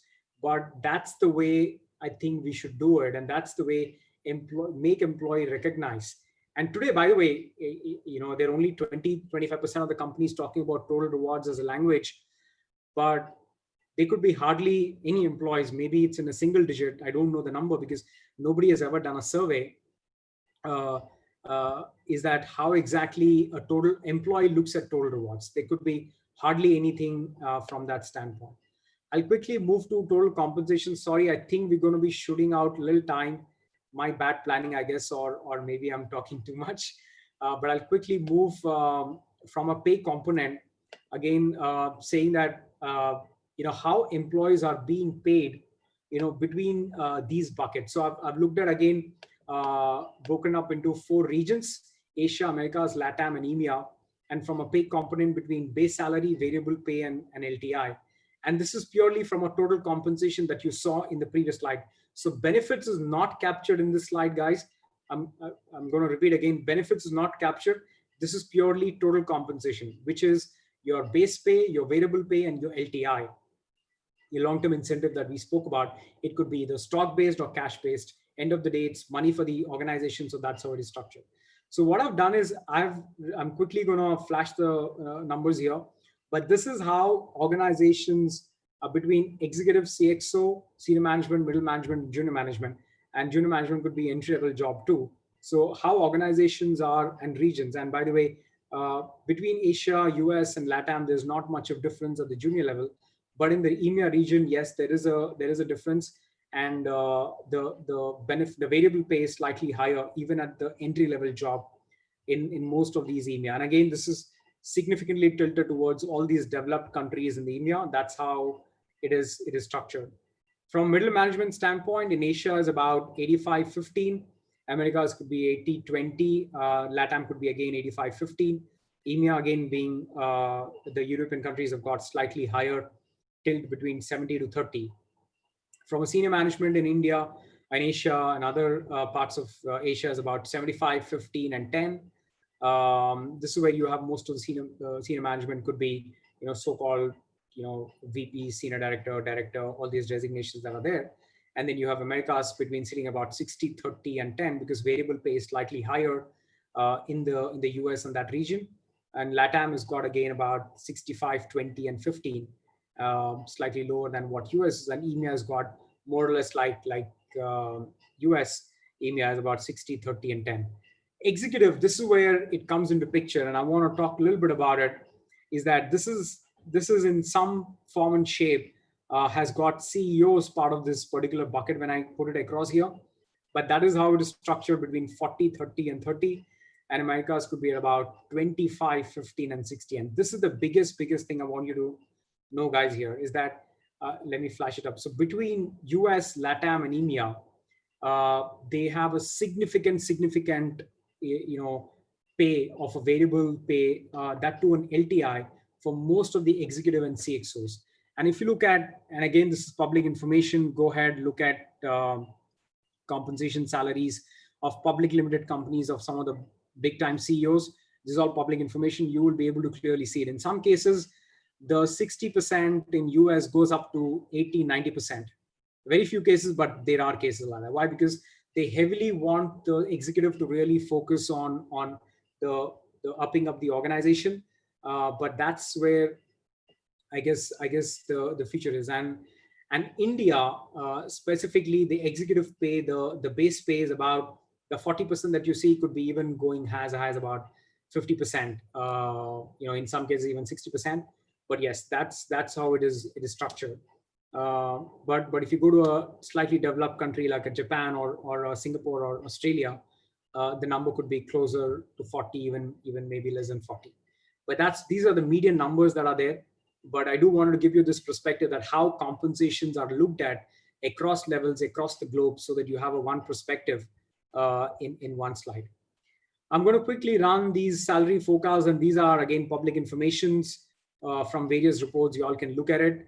I'm sorry, Vikas and Ekta, we're slightly out of time. I'll quickly wrap up. I hope we have a couple of minutes, and it is okay to spill over. It's perfectly fine. I just hope the attendees want to stay on. Yeah. Please, I'm not sure if there is a drop in the attendees, but hopefully they'll stay on. I'll try to wrap up quickly as much as I can. And these are, as I said, salary forecast for 2020.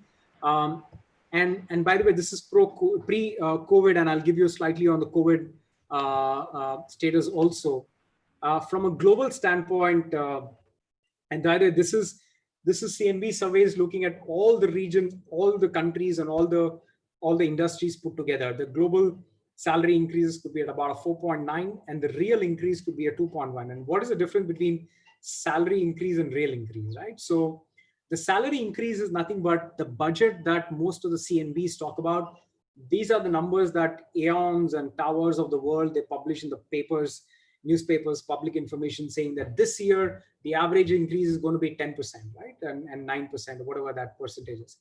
What is the real increase? This is where, when you actually go ahead and give increments to the employees, and when you actually look at your P&L, your salary cost going up, right? So that is called the real increase, because that's where the real increase comes into picture. And that is generally about 50%, 60% of the salary increase. And if you go back and look at your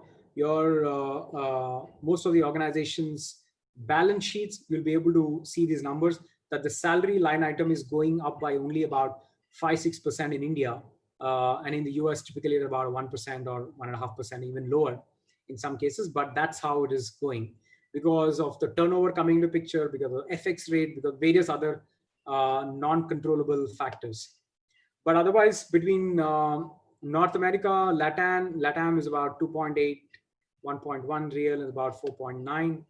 And Africa and Middle East is about between 7.5, 3.6. Eastern Europe is about, Western Europe, as I said, most of the Nordic countries that are there. Eastern Europe, most of the slightly lower, around between Poland, Romania, Hungary, are between sitting at about 6.2%. And you have Asia and Pacific sitting at about 5.3 and a 2.5. 2.5, of course, other countries like Singapore and all the five. So Australia, but this is view from a global view, and this is again a global view, but slightly broken up between countries. I'll give it a minute for you to go through it, but otherwise, the countries that are mentioned in these regions are the ones that are pulling up the numbers, right? So within LATAM, it could be Brazil, Mexico, and Argentina that are really pulling up most of these numbers, and most of the organizations and the working class is clearly in these areas. That's how it is looked at. Africa, between again, South Africa has got a very, very high influence, and Cairo, Egypt, and then Nigeria. In the Middle East, between UAE and Saudi, of course, other countries like Bahrain and Qatar are really coming up, but not if they have time to catch up with the UAE. Again, Western Europe, as I said, Germany, France, and all the Nordic, Eastern Europe, Turkey and Russia and other places. Asia is India, China, and Pacific is, as I said, Australia and New Zealand are there. So that's how, so when you see the real increase here for India, 9.2 and 9.2 is a salary increase, and then real increase about 5%. So that is how your salary line item expense in your balance sheet going out. And I want you to please take this one of the take backs. So when you say 9%, the CFO of every company is almost making a calculation that it is about 4.5%, not more than that. Of course, this will go up if there is zero attrition. This will go up if there is no growth happening in the company. This will go up if there is no FX change. So there are other factors that are there that are influencing this number to go down or up. But broadly, these are how it's being looked at. This is again slightly splitting the hair within Asia. I'm going to quickly throw the numbers and give it a pause for you to read it. But again, real salary increase and the real increase within Asia, how it's looked at.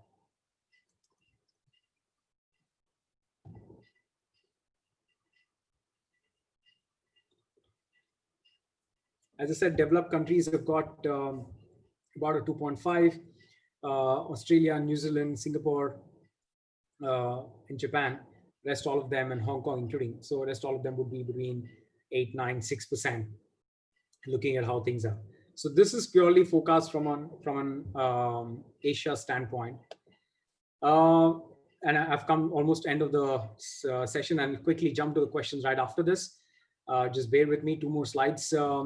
This slide I just wanted to capture and nothing to do with CNB and total rewards. And this is a slide I picked up from Gartner research, which clearly talks about the future HR roles. And these are some of the roles that are coming up, in the next, maybe 3, 5, 8, 10 years, clearly. And 3, 5, 8 are something I want you to go from top to bottom. And these are, by the way, across the globe. Again, not very specific to a developed country or a developing country, across the world and different places. Things like head of integrated talent management. Talent management has always been there, but talent management always used to talk about one language, and Sahil and Vinay would agree with me, but they would talk one language, and when the rubber hits the ground for HR BPs and talent acquisition, it's completely different, and same with the operations. So how do you integrate the talent management with the organization? That's really going to pick up. People analytics, HR technology, and a lot of organizations have started picking up. And the factor that you see, and this survey has been done for approximately close to, I think, 800 organizations across the globe by Gartner. Currently they already have it as the dark blue, and the light blue as the one they plan to add within the next couple of years.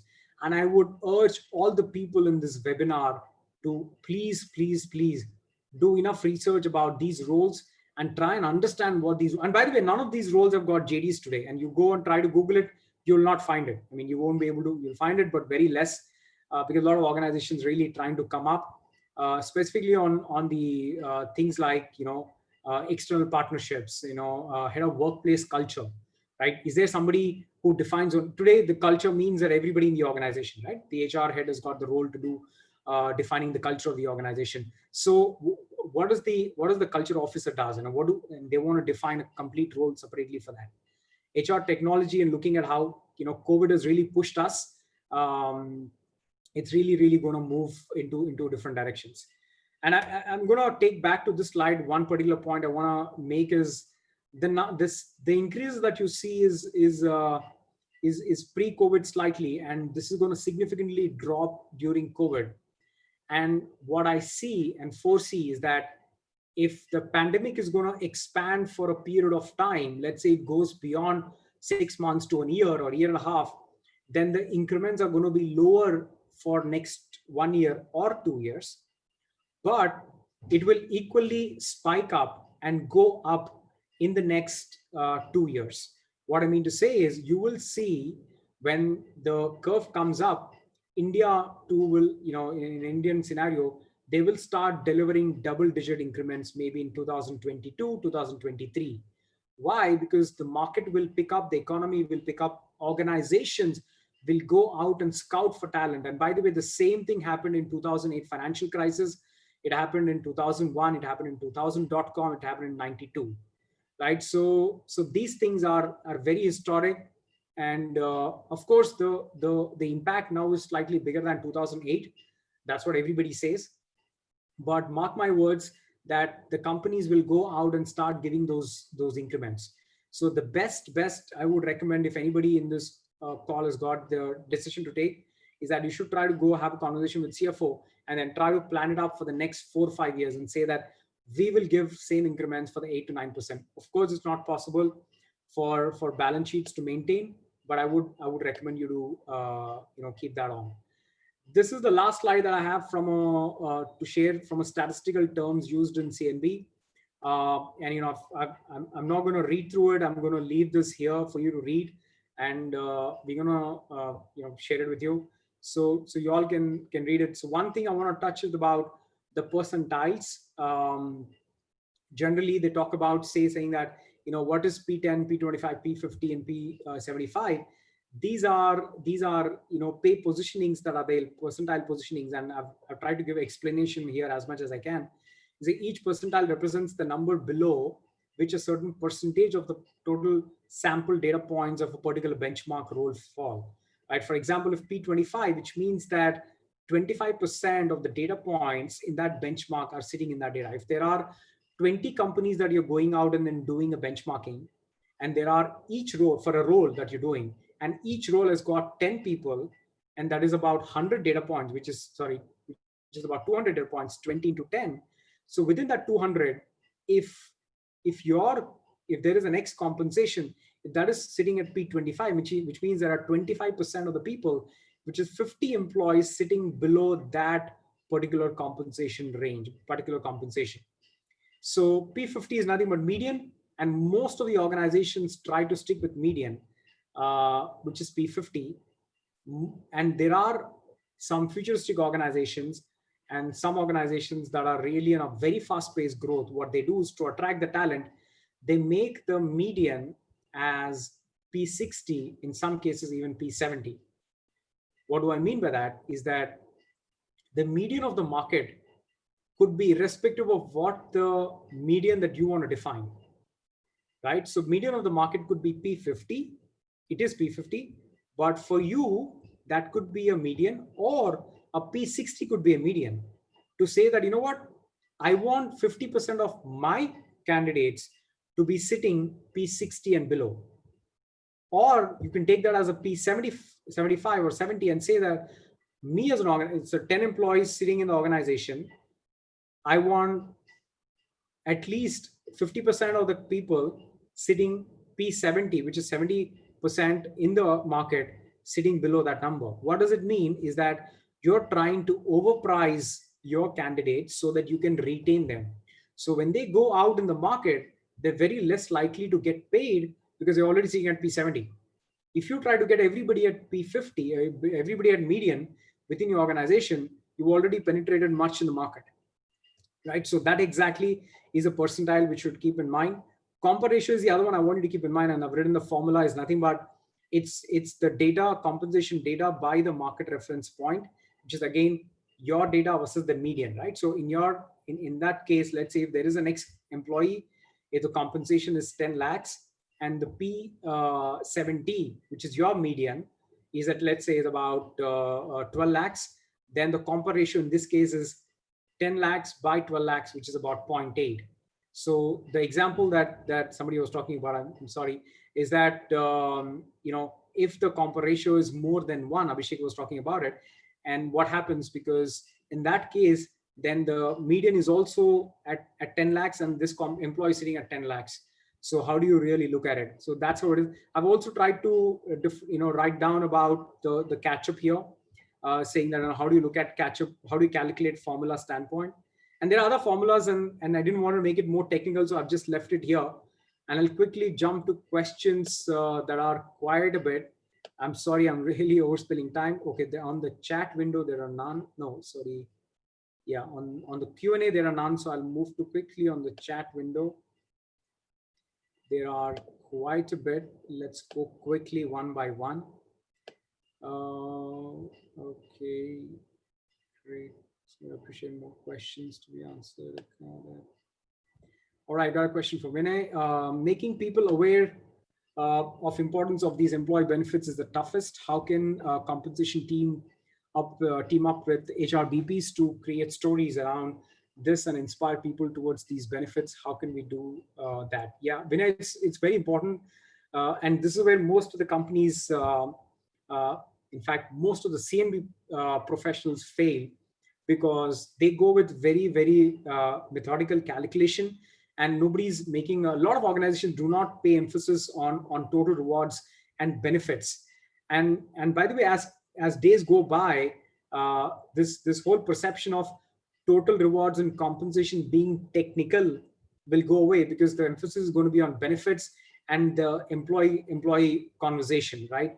Selling stories, as Vinay is talking about, is very important. And you have to team up with HRBPs. I think the best way, Vinay, is to really, have the CNB professional to come up and have a conversation with HRBP and talk about saying that, what are those, benefits that you want? If it is about maternity benefits, you might want to talk about how many employees did we give maternity benefits? How did we ensure that the employee has been taken care, right? How is that we as an organization went out of our way and gave this benefit to the employee? I think you got to start selling those stories across, so that it is important for the HRBPs to talk about the same when they talk about benefits to the employee. So that's one of the other things I would recommend. I think we should do. I'm not sure, Vinay, if I really answered, but otherwise, we can catch up and talk more about it. We'll do that. Next is by Rima. I need to ask, who's responsible for CNB survey benchmarking? CNB manager is the right person who does. Companies you have. Yes, CNB person is the right person, but you should always go to a partner to do a benchmarking, which is the Aon, because Aon or there are many people in the market now. The top ones are Aon, Towers Watson, Mercer, in that order. Today, Aon and Towers Watson have come together, so I think they become one company. And then there is Mercer, there is Hay Group, but not really prevalent. But all these, and I have Sahil, he'll hate me, but all the big fours have stepped in very deeply into people advisory services, and they also have rewards as one of their pillar that they've started. So EY, KPMG, Deloitte, PwC have started doing their own benchmarking surveys. So there are other organizations. Why I would recommend you to go to a partner is because, if you need the data for 20 companies, he's the neutral party where the 20 companies can share the data without names. So he has a very independent view to talk about it. So I guess it's very important to go to a very independent party and not to a specific organization, because that may vitiate the role. So I hope I've answered your question, Rima. Next question from Vinay. Also, how can we create individual plans? Everybody has different plans. Two people may be earning 40,000, but both may be having different family backgrounds. Yes. And hence need the different things from compensation. Can we look at the level of individual plans?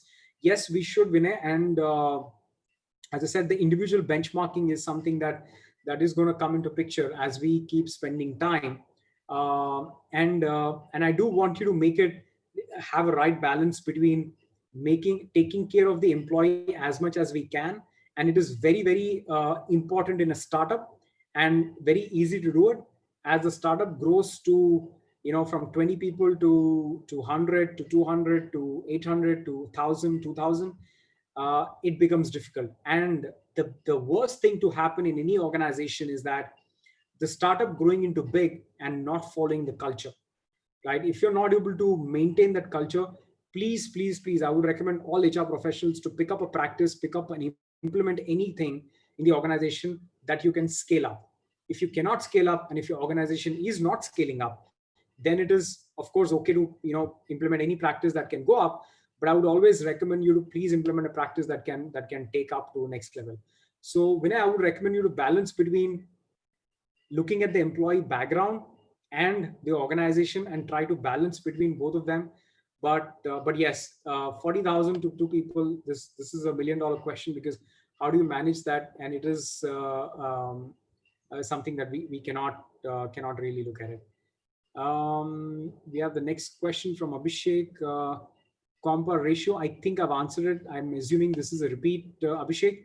If not, please ping again.